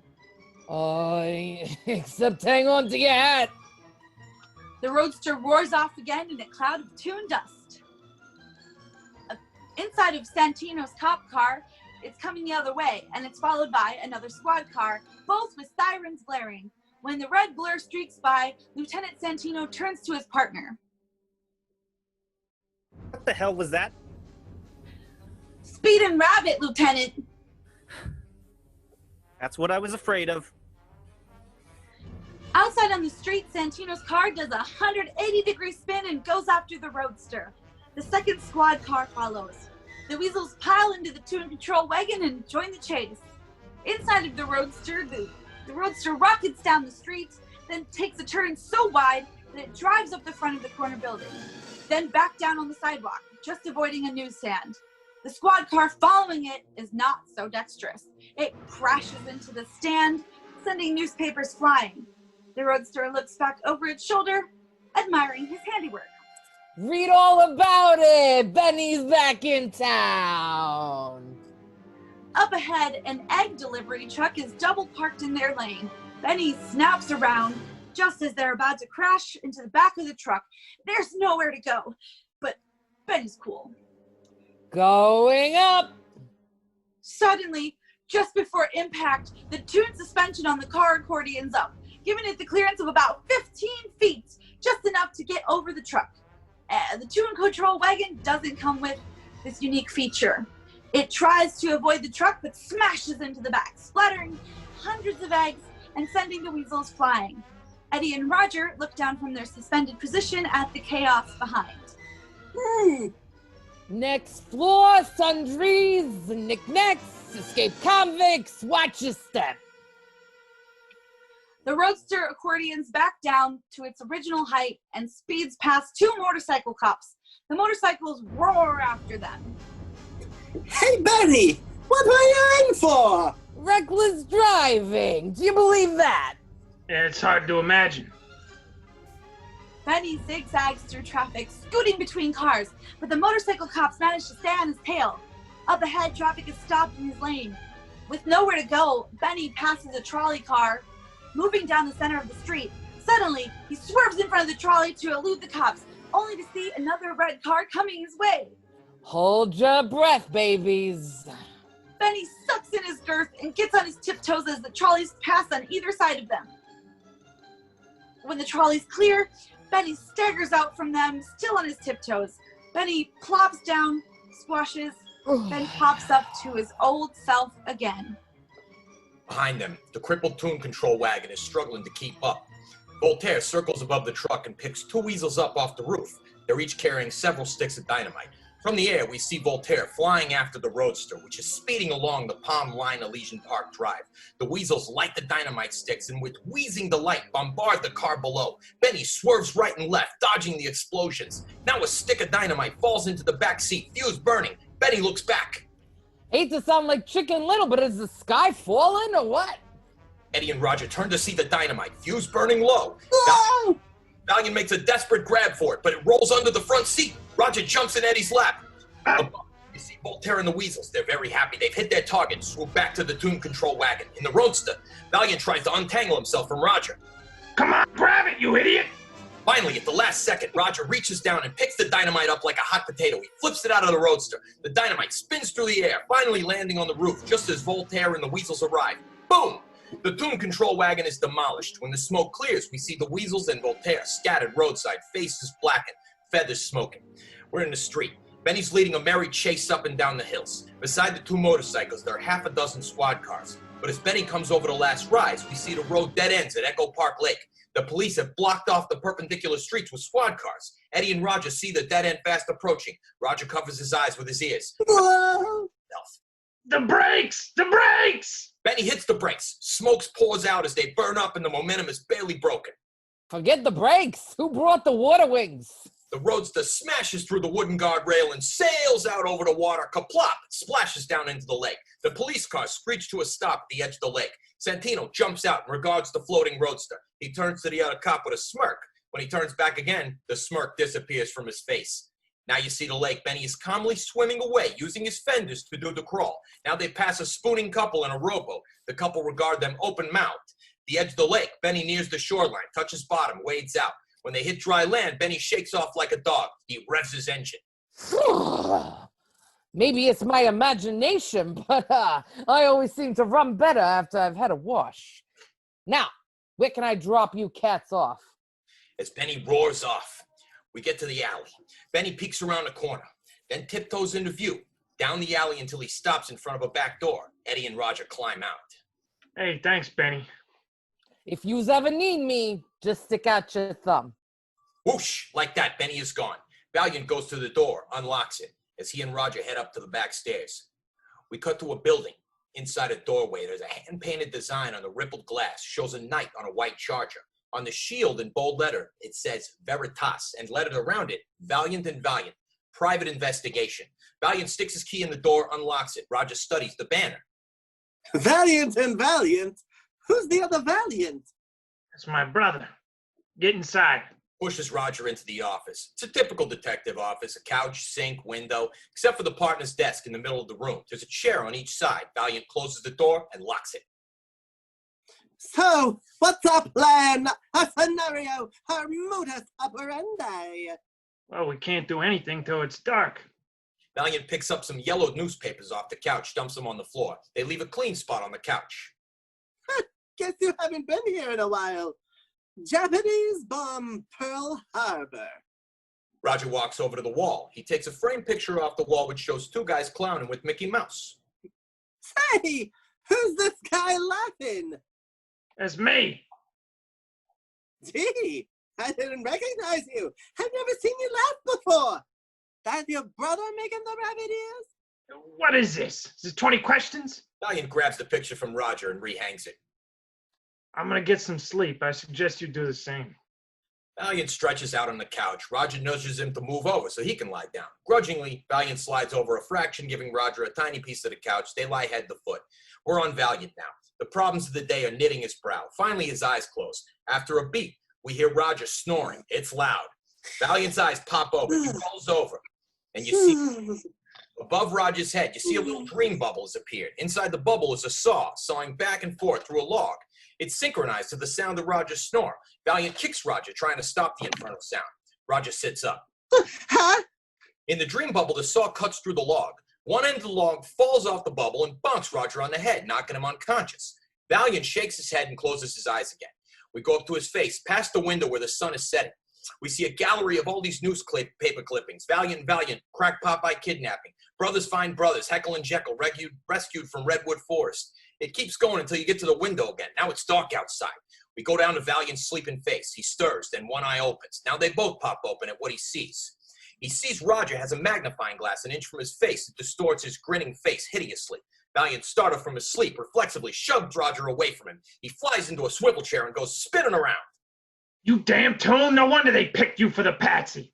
Always gotta play the fool. You make me sick. Gee, you seamstresses are a tough audience. What happened to you that was so dark, lurid, embittering? Well, you want to know? Well, since you're so goddamn curious, I'll tell you. One of you Toons killed my brother. A Toon? No! Yeah, there's a Toon. It was the guy who killed Bambi's mother. Him? Oh, he was vile and despicable. I smear on the drafting board. Yeah, everybody thought so. But me and Teddy got a kick out of Toons. All Toons. And we couldn't see the bad in them. And when this guy was accused of knocking over the First National Bank at Toontown, we took his case. But when we looked into it, we found out he did do it after all. He went to his house to take him in, but he was wise. He got the drop on us. Literally. Safe? It was a piano. The guy got away, disappeared into Toontown. Nobody ever saw him again. Now the phone on the desk rings. Roger makes a move to it. I'll get it. Get away from there. The phone rings 2 more times and stops. Wrong number? No, it ain't. Valiant goes to the phone, anticipating a ring, which comes after a moment. Valiant picks up the receiver. Dolores. We go to Dolores on the phone in the terminal bar. Oh, I was hoping you'd be there. Maroon's called here about 4 times. He says you got to talk to you tonight. He says he can help you. I'll bet. Are you going to call him, Eddie? Oh, what have I got to lose? Are you okay, Dolores? Yeah, they closed me down for a couple of weeks. That'll work out just fine. When this thing is over, I'll take you to Catalina. How's that sound? Familiar. Be careful, Eddie. Dolores hangs up the phone. Valiant clicks the switch hook and dials. Maroon, what do you want? Have you got the will? Maybe. Why? Meet me in my studio at 9 o'clock. If you've got the will, maybe we can stop this thing. Stop what? Click. Maroon is hung up. Valiant hangs up the phone and goes to a wall safe. He spins the combination. Eddie, you're not gonna go, are you? Maroon will be laying for you at 9 o'clock. Yeah, that's why I'm going to be there at 8:45. I tell you what, maybe I better come with you. Forget it. Valiant reaches into the safe for a .38 revolver. He checks the cylinder. Then he takes out a wooden box about 8 inches by 12 inches, closes the safe, picks up a black doctor's bag, and puts the box and the revolver inside it. You know, Eddie, I'm not as much of a chump, a patsy, or yokel as you think. How much is a shave and a haircut, Roger? Too bad.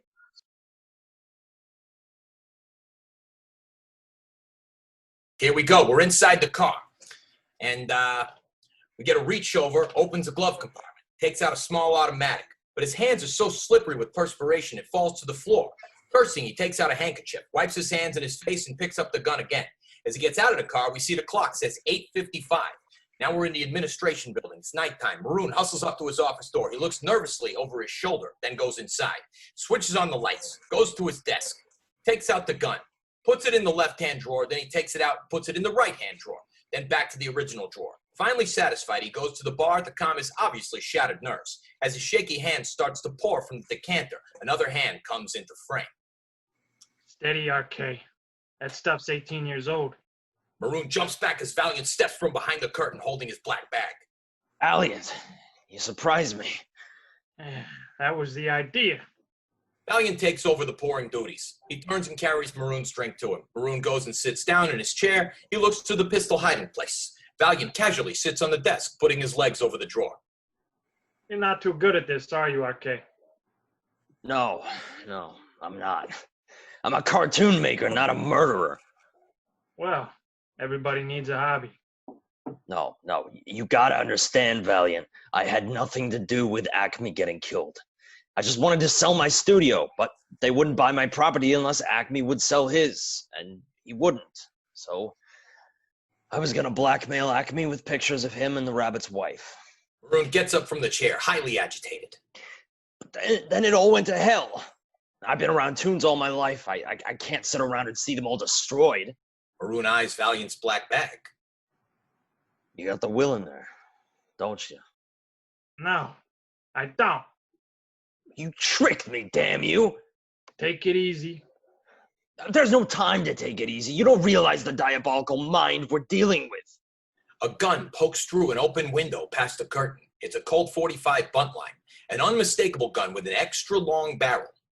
If I don't get that will by midnight tonight, Toontown's just gonna be land for the free.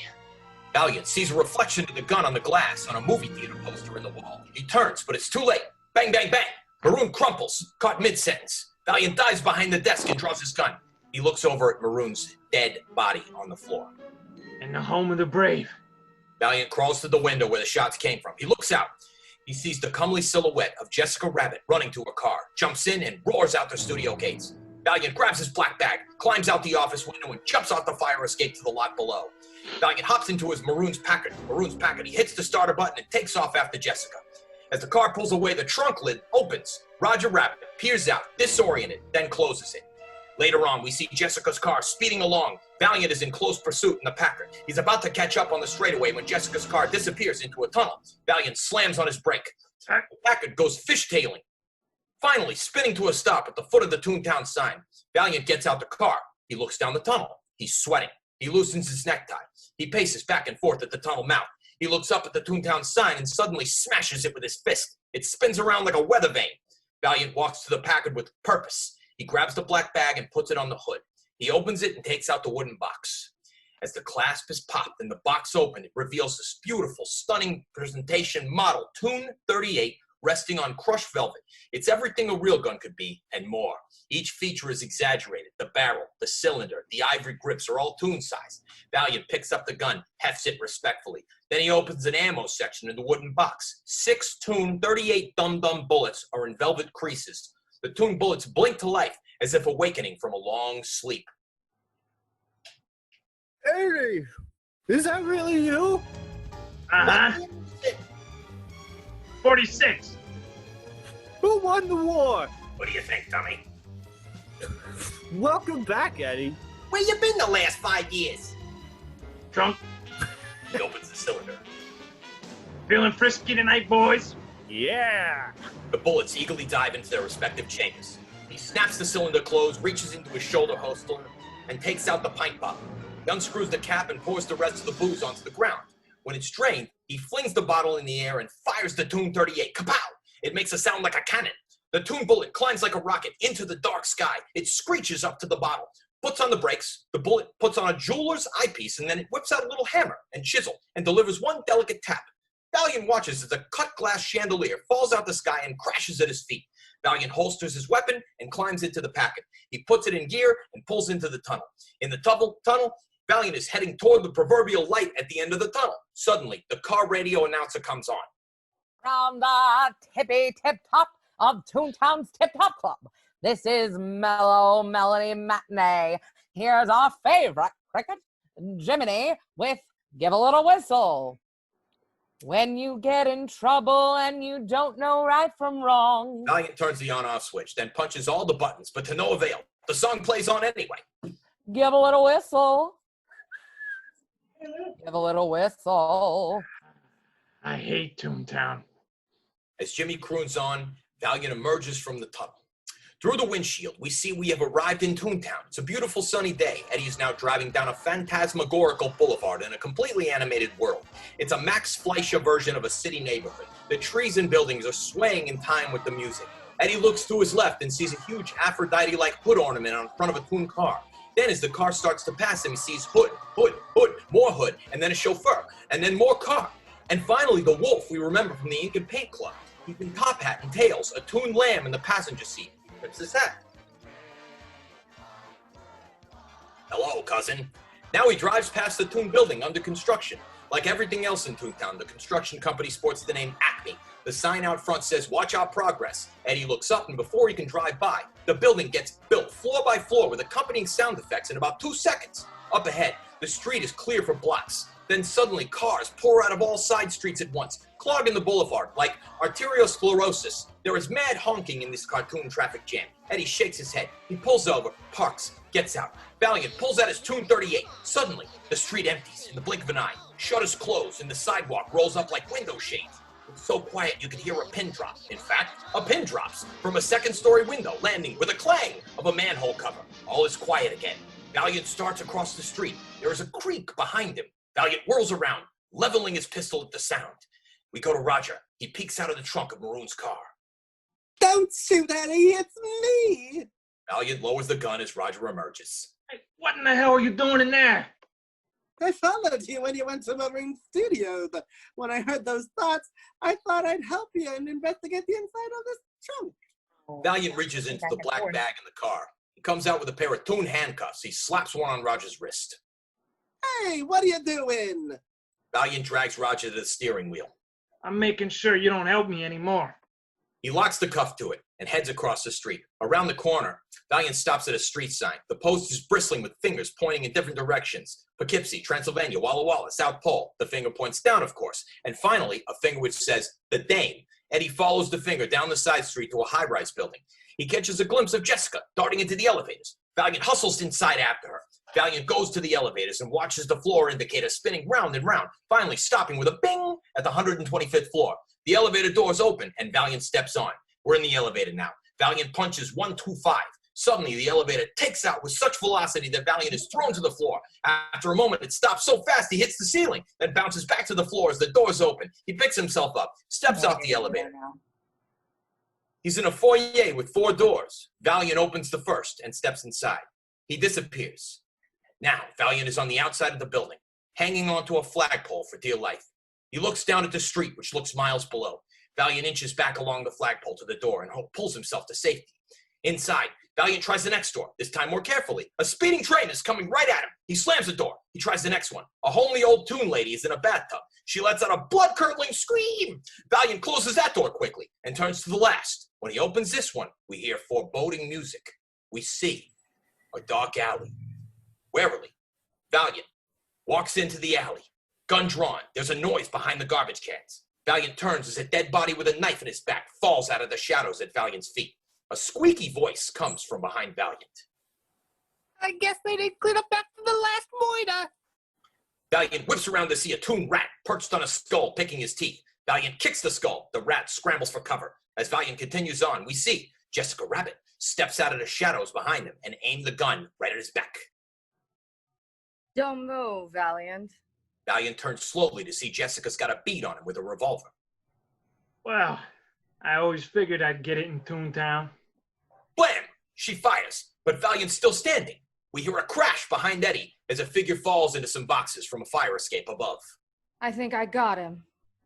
Jessica runs past Valiant to the figure. He follows, bewildered. To the ground, we see 2 rabbit ears sticking out from behind the box. You shot Roger! That's not Roger. It's one of Doom's men. He killed R.K. Maroon. Jessica moves the box aside and tugs on the rabbit ears. The rabbit head pops off. Underneath is a weasel. In his hand is the Colt 45 butt line.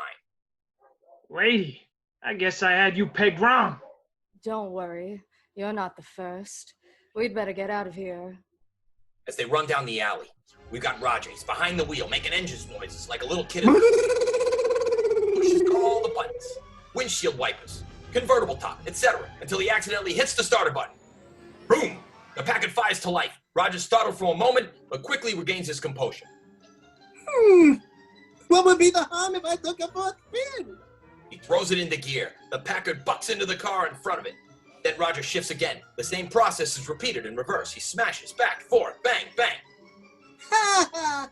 The open road! Around the corner, Eddie and Jessica come racing down the street.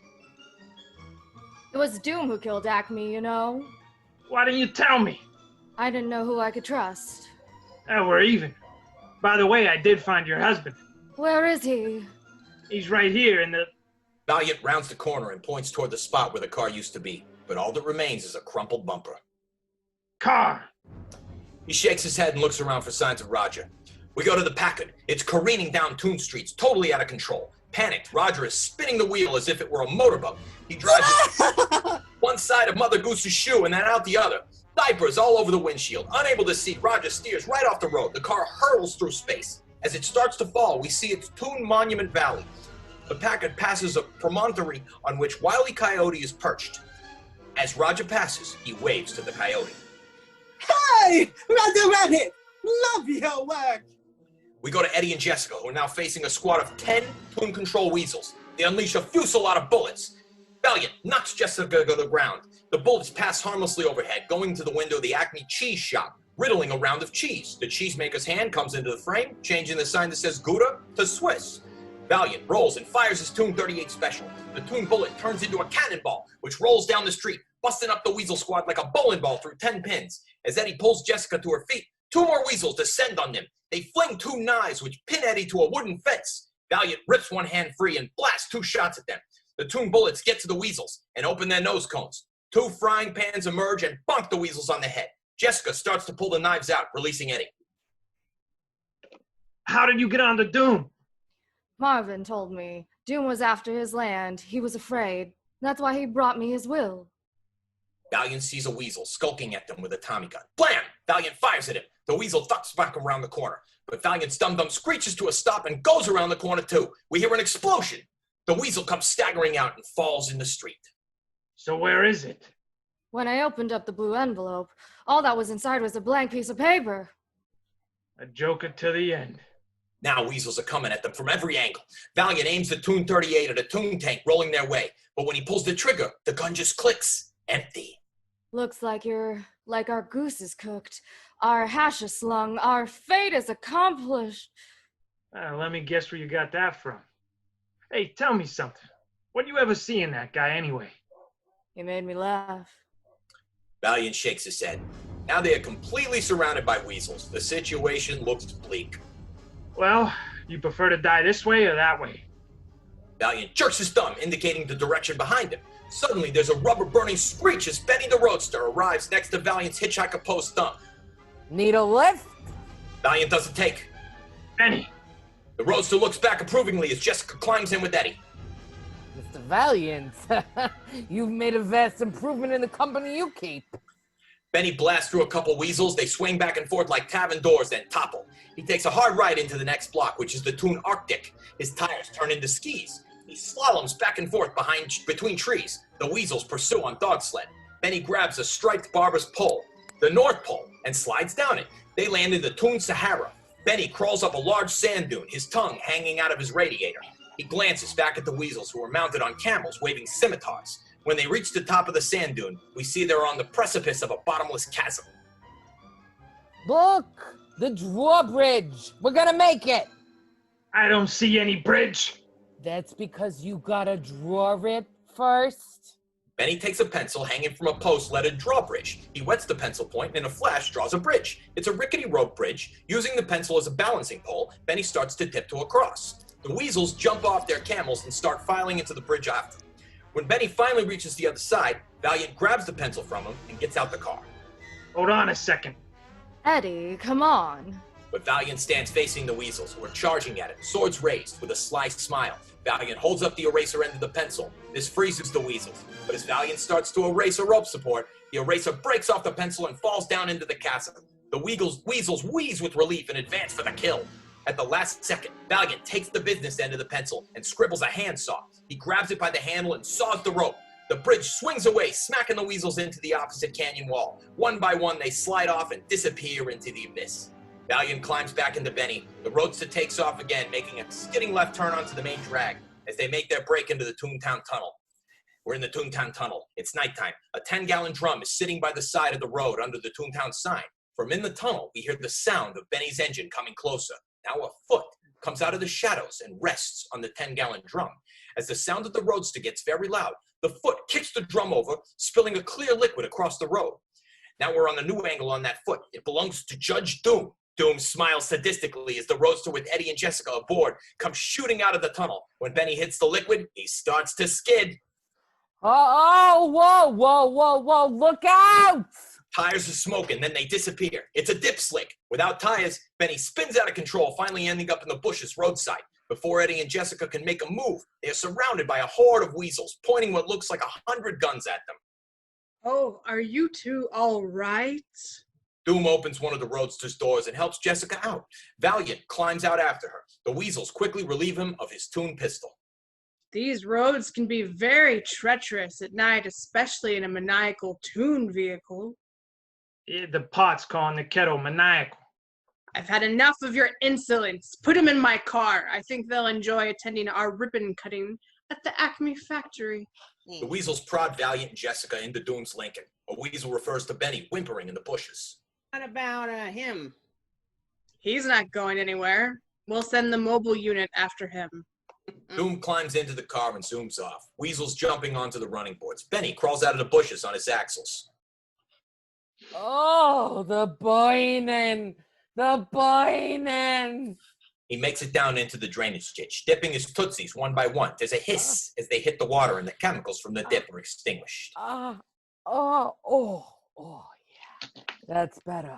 Now Benny hears the sound of another vehicle coming out of the Toontown tunnel. He ducks down and peeks over the ditch to see Roger in the Packard. He comes screaming out the tunnel backwards. Maroon's Packard looks like the winner of a demolition. Ah!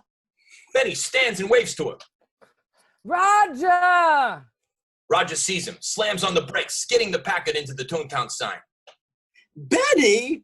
Benny hobbles over to the Packard. He pops his trunk and rummages around. He comes out with the Toon bolt cutters. He clips Roger's cuffs off. Doom's got your wife and Valiant. He took him to the Acme factory. Well, let's go! Benny nudges Roger to the passenger side. Slide over, son. It looks like you've done enough driving for tonight. Now the Toon roadster gingerly gets behind the wheel of the Packard. He hits the gas and the Packard lurches down the road. Now we're in the Acme factory. It's nighttime. Doom's car parked inside. There are several other vehicles as well. There's a steamroller, a road grader, and a huge modified tanker truck. It's mounted with a 1,000-gallon vat, the contents of which are being stirred by a motorized unit. All the vehicles are marked with a large green 4-leaf clover logo.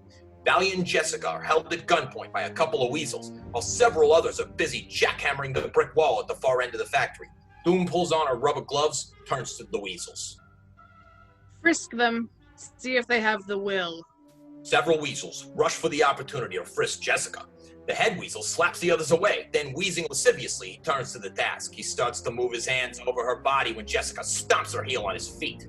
Get your hands off me, you little rodent. The weasel hops away angrily and quickly frisks Valiant. He turns to Doom and shakes his head. No matter.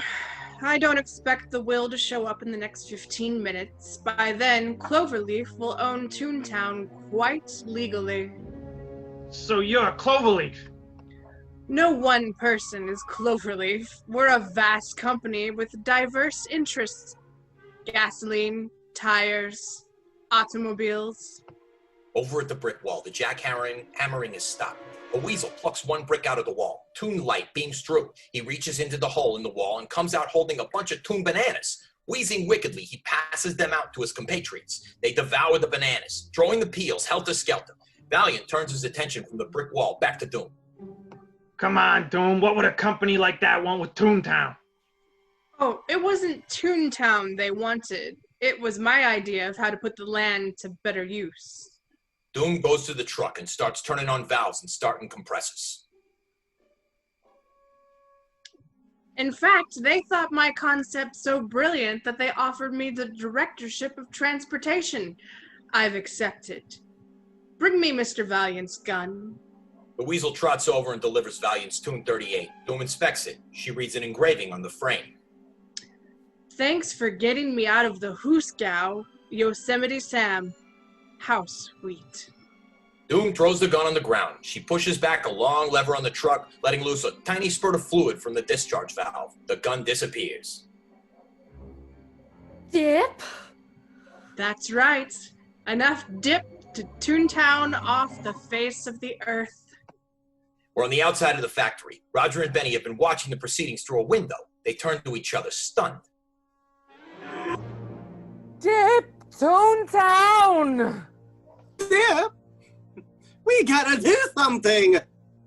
Roger scurries back to the Packard hidden outside the gates. He opens Valiant's black bag and comes out holding Eddie's real pistol. Then he comes tenderfooting up. Roger, what are you gonna do with that gun? I'm gonna save him, of course! You go for help! Find Dolores at the terminal bar. She'll know what to do. Well, all right. Reluctantly, Benny gets behind the wheel of the Packard. But you better be careful with that gun. This ain't no cartoon. Benny pulls away. Roger turns with determination and zips back to the window. Inside the factory, Doom pulls the tarp off the top of the truck, revealing a modified water cannon. You're sick, Doom. Where do people like you come from? Never mind where I come from. Just watch where I'm going. Hey, don't you think anyone's gonna notice if Toontown's gone? They won't care. Who's going to miss some ridiculous talking mice when they can have the future? Behind the factory, Roger's trying to jimmy open a window using his whole body for leverage. He finally pops the window open. Gun drawn, he climbs over the sill and falls head first. He splashes into the toilet bowl in the Acme washroom. He bobs up. He drains the water out of the pistol barrel, peeks over the bowl. He gets a determined look in his eyes. It's time to make my move. Roger starts to climb out of the toilet. He reaches for something to grab onto. Unwittingly, he gets the toilet chain hanging from the tank above. As he pulls himself out, the toilet flushes. Roger has only a moment to register a dumbfounded expression before he is sucked down the john. We're in the factory now. Right here where we're standing will be the cornerstone of my idea, the cloverleaf, an elegant cement structure that intertwines the freeways. What the hell's a freeway?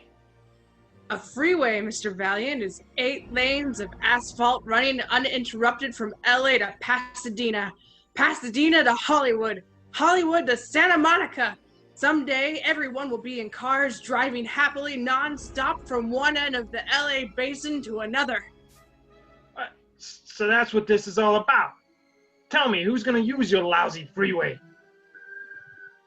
I mean, we got the red cars. That's the best public transportation in the country. Not for long. We're retiring the red cars. People will drive, Mr. Valiant, because they'll have to. And when they drive, they'll have to buy our cars, our tires, our gasoline. Why'd you bother to call it a freeway? Doom steps up into their faces. Behind her, several weasels are fashioning a noose. Has a nice ring. Too bad you two won't be around to enjoy it. Suddenly, Roger explodes out of the drainage grate to the floor. His entrance sends the weasels flying. Roger lands on his feet, James Cagney-like, leveling his gun on Judge Doom. Get him up, all of you, or I let the judge have it. Roger, darling. Yes, it's me, my dearest. I'd embrace you, but first I have to take care of some unfinished business. Put that gun down, you buck-toothed fool! Go ahead. Give me an excuse to fool you full of holes, pump you full of lead. How am I doing, Eddie? Yeah, real good, Raj, but maybe you better let me take over. Not before I satisfy my sense of moral outrage. Milking the moment, he shifts the gun from one hand to another. He circles Doom, poking and prodding her with the gun. You think you can get away with it? Ha! We Toons may be idiotic, but we're not stupid. Up above, high in the rafters, Voltaire, who's perched on the top inventory rack. Voltaire cleans his fingernails casually. Yeah, justice, Judge Doom. The real meaning of the word probably hits you like a ton of bricks. At that moment, Voltaire calmly nudges an Acme ton of bricks off the shelf. Close up on Roger. He never sees it coming. Smash! The bricks land on his head and bury him. The only thing we can see of Roger is his hand with the gun in it. Well, this is turning out better than I thought. Doom picks the gun up. The weasels drag Roger out from under the bricks. Big bright stars are circling his head. Look, stars! Ready when you are, Raoul. Valiant shakes his head, but Jessica starts to laugh. I have missed you, Roger. Tie the lovebirds together. The weasels twirl toon rope around Roger and Jessica like a cocoon. They hook them on a power winch, then hit a button and raise Roger and Jessica until they're suspended 15 feet above the floor, right in the path of the Dipmobile. Doom hands Valiant's gun to the head weasel. Let him watch his Toon's friends get dipped, then shoot him. Doom turns and starts to walk away. On the ground, she steps on a Toon banana peel and goes flat on a keister. The weasels, always quick with a laugh, break up at their boss's misfortune. The one guarding Eddie is so overcome with laughter that he's slapping his thigh with his gun hand. Valiant sees this opportunity. He starts to make a move toward the distracted weasel and almost gets his hands on the gun when... Watch out, you idiot! He's going for the gun! The weasel turns at the last second, sticking the barrel up against Valiant's nose. Doom gets to her feet. She glowers at the weasel and knocks him on the head with the gavel head of a cane. Doom stalks out of the room. The weasels scramble to positions on the Dipmobile. One fires up the engine. The street cleaner brushes start to turn. The vehicle starts to creep forward. Another weasel climbs into the turret. He puts Roger and Jessica in the crosshairs of the cannon. Beads of sweat break out on Valiant's face. The weasel, wheezing with evil glee, starts to press his finger to the trigger. You guys think this is real funny, don't you? Eddie, do something. At the last second, Eddie shouts at the weasel. Hey! The weasel turns to him. Before you pull the trigger, I want you to know something about the guy you're about to dip. Suddenly, Eddie breaks into the Looney Tunes song. The song Roger had sung in the bar, the silly voice that comes out of his mouth surprises everybody, especially Roger. His name is Roger Rabbit. He's got a crazy habit. Valiant starts sulking around the floor. It's a cross between Groucho Marx and a Chuck Berry duck walk. He likes to sing and dance, and yuck, so brighten up and smile, you schmuck. Valiant starts hoo-hooing, slapping himself in the forehead. Now the weasels start giggling. They've never seen a human do this before. Now my name's Eddie V. I'm loony too, you'll see. Valiant flips into a handstand and starts walking on his hands.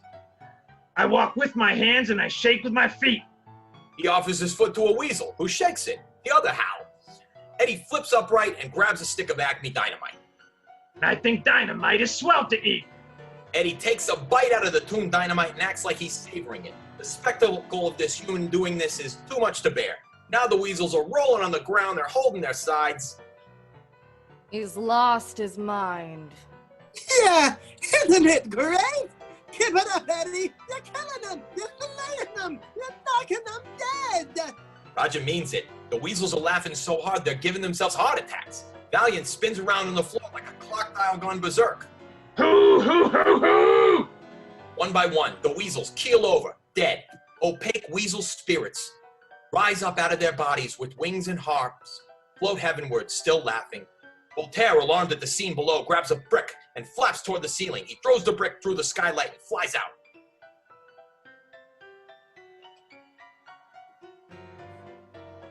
On the dipmobile, the weasel on the turret collapses under the trigger. The unmanned dip cannon starts spraying as the arm sweeps slowly back and forth like an automatic lawn sprinkler. Valiant hitches a ride on the last ascending weasel spirit, letting it hoist him to the top of the truck as he moves the weasel body off the trigger. Voltaire crashes back through the skylight and swoops down on Eddie. He sinks his talons into Eddie's back and lifts him into the air. As Valiant is being pulled skyward, he reaches for something along the wall of inventory. He grabs a handful of Acme small pills and jams a couple down the buzzard's mouth. Instantly, Voltaire starts to shrink. As he gets smaller, he can no longer hold Eddie up. They both descend as Voltaire shrinks to the size of a little chick. The sprayer is swinging back towards Roger and Jessica. At the last second, Valiant reaches up and blocks it. It swings back the other way. As Valiant scrambles up on the vehicle to turn it off, Voltaire has found a box of Acme Big Pills. He pecks into it, and after a beat, explodes out of the box. He's now 3 times the size he was before. Voltaire flaps in for the kill. Valiant reaches the turret just in time to swing the cannon around. The spray of dip blasts one of Voltaire's wings off. He spins earthward like a flaming Messerschmitt, finally landing in the dip vat and dissolving into a black pool. Doom arrives just in time to see her pet bird dissolved. Angrily, she steps onto a giant Acme mousetrap. She uses a piece of Acme cheese to spring it, catapulting her through the air. Just as Valiant is about to turn off the dip cannon, Doom lands on the truck. She knocks Eddie off the turret with a flying tackle. They both hit the floor. Doom gets up, leaving Eddie stunned. She sprints to where the weasel had dropped Eddie's pistol. Finally, Eddie shakes it off. He sees Doom about to reach the gun. He straps on a pair of Acme rocket skates, fires them up, and shoots across the floor. He knocks Doom into a stack of Acme boxes, toppling the whole shelf down on top of her. As the sprayer swings back toward Roger and Jessica, they have their last moment together. Roger, I want you to know I love you. I loved you more than any woman has ever loved, Rabbit. Be comforted in the knowledge that, had we faced the Grim Dipper, our pain will be commingled for eternity. They both close their eyes, waiting for the end, but it never comes. The truck runs up on some boxes, and the sprayer arm swings back the other way. Doom grabs an Acme slingshot, loads an Acme boulder, and fires it at Valiant. Blam! It whacks Valiant on the head, laying him out cold in front of the Cloverleaf steamroller. Doom climbs into the steamroller and starts it up. She puts it into gear and starts it rolling toward Valiant. Valiant comes around to see the huge roller, bearing down on him. At the last second, Valiant rolls out of the way and grabs an Acme boxing glove. It accordions out and smashes Doom in the face. He goes flying out of the driver's seat, turning the wheel as she falls. The steamroller starts turning in circles. Valiant jumps Doom, but Doom is stronger. She throws Valiant off and starts whacking him with her fist. She pummels Valiant backwards toward the drum of the steamroller. Valiant grabs the nearest thing for defense. It's a can of Acme Stay Put adhesive. He whips it up in front of his face. Doom puts a fist right through it, covering her hand with glue. She smiles at Valiant and hauls off again. Valiant ducks. Doom's first strikes the top of the drum of the steamroller. Frantically, she tries to pull it off, but it stays put. The roller starts to suck her fist down and under. No! Jessica and Roger avert their eyes as the steamroller crushes Doom. Valiant breathes a sigh of relief. He starts for the dip truck as the cannon swings back toward Roger and Jessica, but neither of them are watching the cannon. Their eyes are fixed on the ground behind the steamroller. On the ground, there isn't a messy pile of blood and guts you'd expect to see if a human got run over. Instead, we see that Judge Doom's remains have rolled out like a flat, black pancake. After a beat, an edge curls up at the creek. Now the whole shape peels off the floor and wobbles to its feet. Doom is a toon. Kitty, look out! Valiant turns to see Doom stick her flattened thumb in her mouth. She blows, reinflating herself. Her glasses crack and fall off. Then her prosthetic eyeballs pop out. Her teeth shatter and fall out of her mouth like china. Underneath her latex mask, we can see her toon mouth and evil red toon eyes. Holy shit! He's a toon!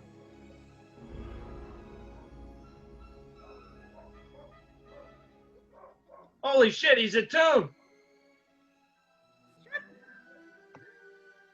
Doom Not really. Surprised? Not really. Only a toon could think of something as goofy as that freeway idea. Doom takes the black rubber gloves off, revealing red hands with long fingernails. She makes her fist into an anvil and advances on Valiant. Is that so? We'll see who the goofy one is. Blam! From 10 feet away, she smashes Valiant with a bone-crushing punch. Valiant staggers backwards. By the way, when I killed your brother Teddy, I used to talk just like this!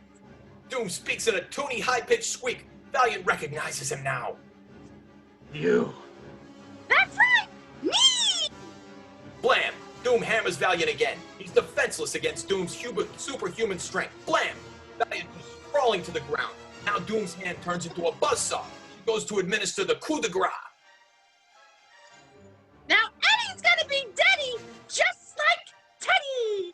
With his last ounce of strength, Valiant grabs the Acme boxing glove. He pops it. The glove extends across the room, punching the release lever on the dip truck. Close up on the valve, a flood of dip gushes out the valve and rolls toward Doom like a wave. Doom screams as the torrent hits her with a crash, but there's no escape for her this time. The flood of liquid envelops her at the ankles. It dissolves into it like a melting candle. The dipmobile continues forward inexorably. The arm is swinging towards Roger and Jessica. It gets closer and closer.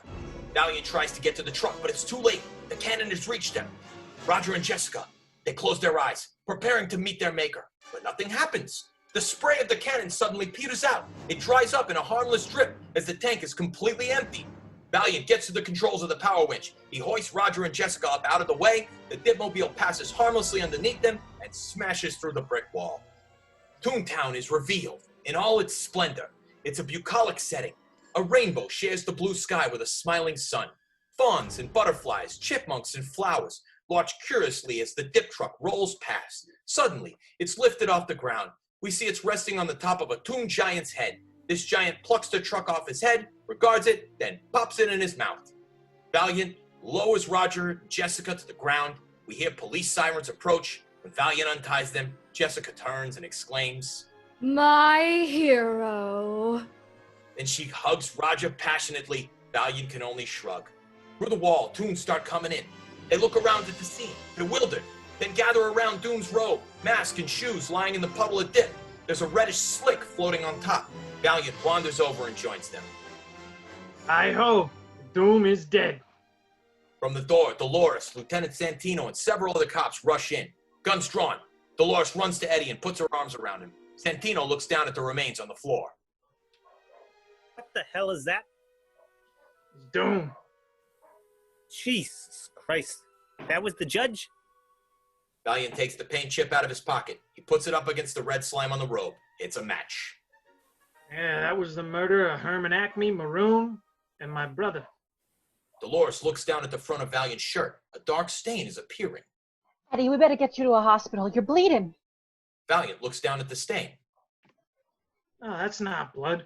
That's ink. That goof Acme squirted me with some the other day. Why it's coming through now, I don't know. That's because it's disappearing, reappearing ink. Shows up 3 days later. Gives you enough time to get away from the victim so he doesn't punch you in the nose. Great gag. Yeah. I'll treat you to a new shirt. After all, We did save Toontown. Problem is, without Marvin's will, the land will still go to Cloverleaf. Oh, that's right. If only we knew what happened to that will. Valiant looks up from his shirt. Say, Roger, you remember that love letter you wrote your wife at the Ink and Paint Club? Yeah? I think you ought to read it to her. Good idea. He reaches in his pocket, pulls out the paper, and clears his throat. Dear Jessie, how do I love thee? Let me count the I, Marvin Acme of Sound Mind and Body. Hey! Disappearing, reappearing ink is coming up over Roger's scribbling. Keep reading. It's the will! I, Marvin Acme of Sound Mind and Body. Do hereby bequeath in perpetuity the property known as Toontown to those lovable characters. We see the Toon crowd. They're listening to the reading of the will. It is a gallery of recognizable faces. Everyone from Mickey to Bugs, Yankee Doodle, Yosemite Sam, Dumbo, Dopey, Bambi, Droopy, Tweety Bird, Tinkerbell. They're all there. Who have given me and the rest of humanity so much mirth and memories, the Toons! The Toon crowd erupts with a cheer. Hats go in the air and they descend on Roger, slapping his back. Roger breaks away from the crowd and joins Eddie. We go to Eddie and Roger. They stand side by side, looking out over Toontown. Well, Eddie, you still think I'm a patsy, a simp, a chump? Eddie wipes the spit off his face. No, kid. You're a real hero. I guess I am. Cigar? Roger holds out a large stogie. Why not? Roger lights Eddie's and one for himself. By the way, Roger, you were right about your wife. She's a good lady. Glad you got her back. And I'm glad you got back your sense of humor. Think you'll keep it? Yeah, only time will tell. Valiant takes a puff. It's a pretty good cigar. Where'd you get it? It's from this box here. Valiant glances down. The box says Acme Exploding Cigars. He looks to Roger, but it's too late. Kaboom! Kaboom! The cigars blow up in classic Toon tradition, blackening both their faces. Roger starts. Eddie stares at Roger for a moment, then he starts laughing too. They throw their heads back in a howl. All the other Toons join in. Pretty soon the whole factory is shaking with laughter. A Toon cop, dressed in blue uniform and a hat, with his back to us, tries to restore order in the Acme factory. As soon as he talks, we recognize the stutter. It's Porky Pig. All right. Everyone move along now. There's nothing to see here. That's all, folks. That's all. Hey, I kind of like the sound of that. Then, savoring the phrase, Porky stutters out the famous sign-off. All, folks.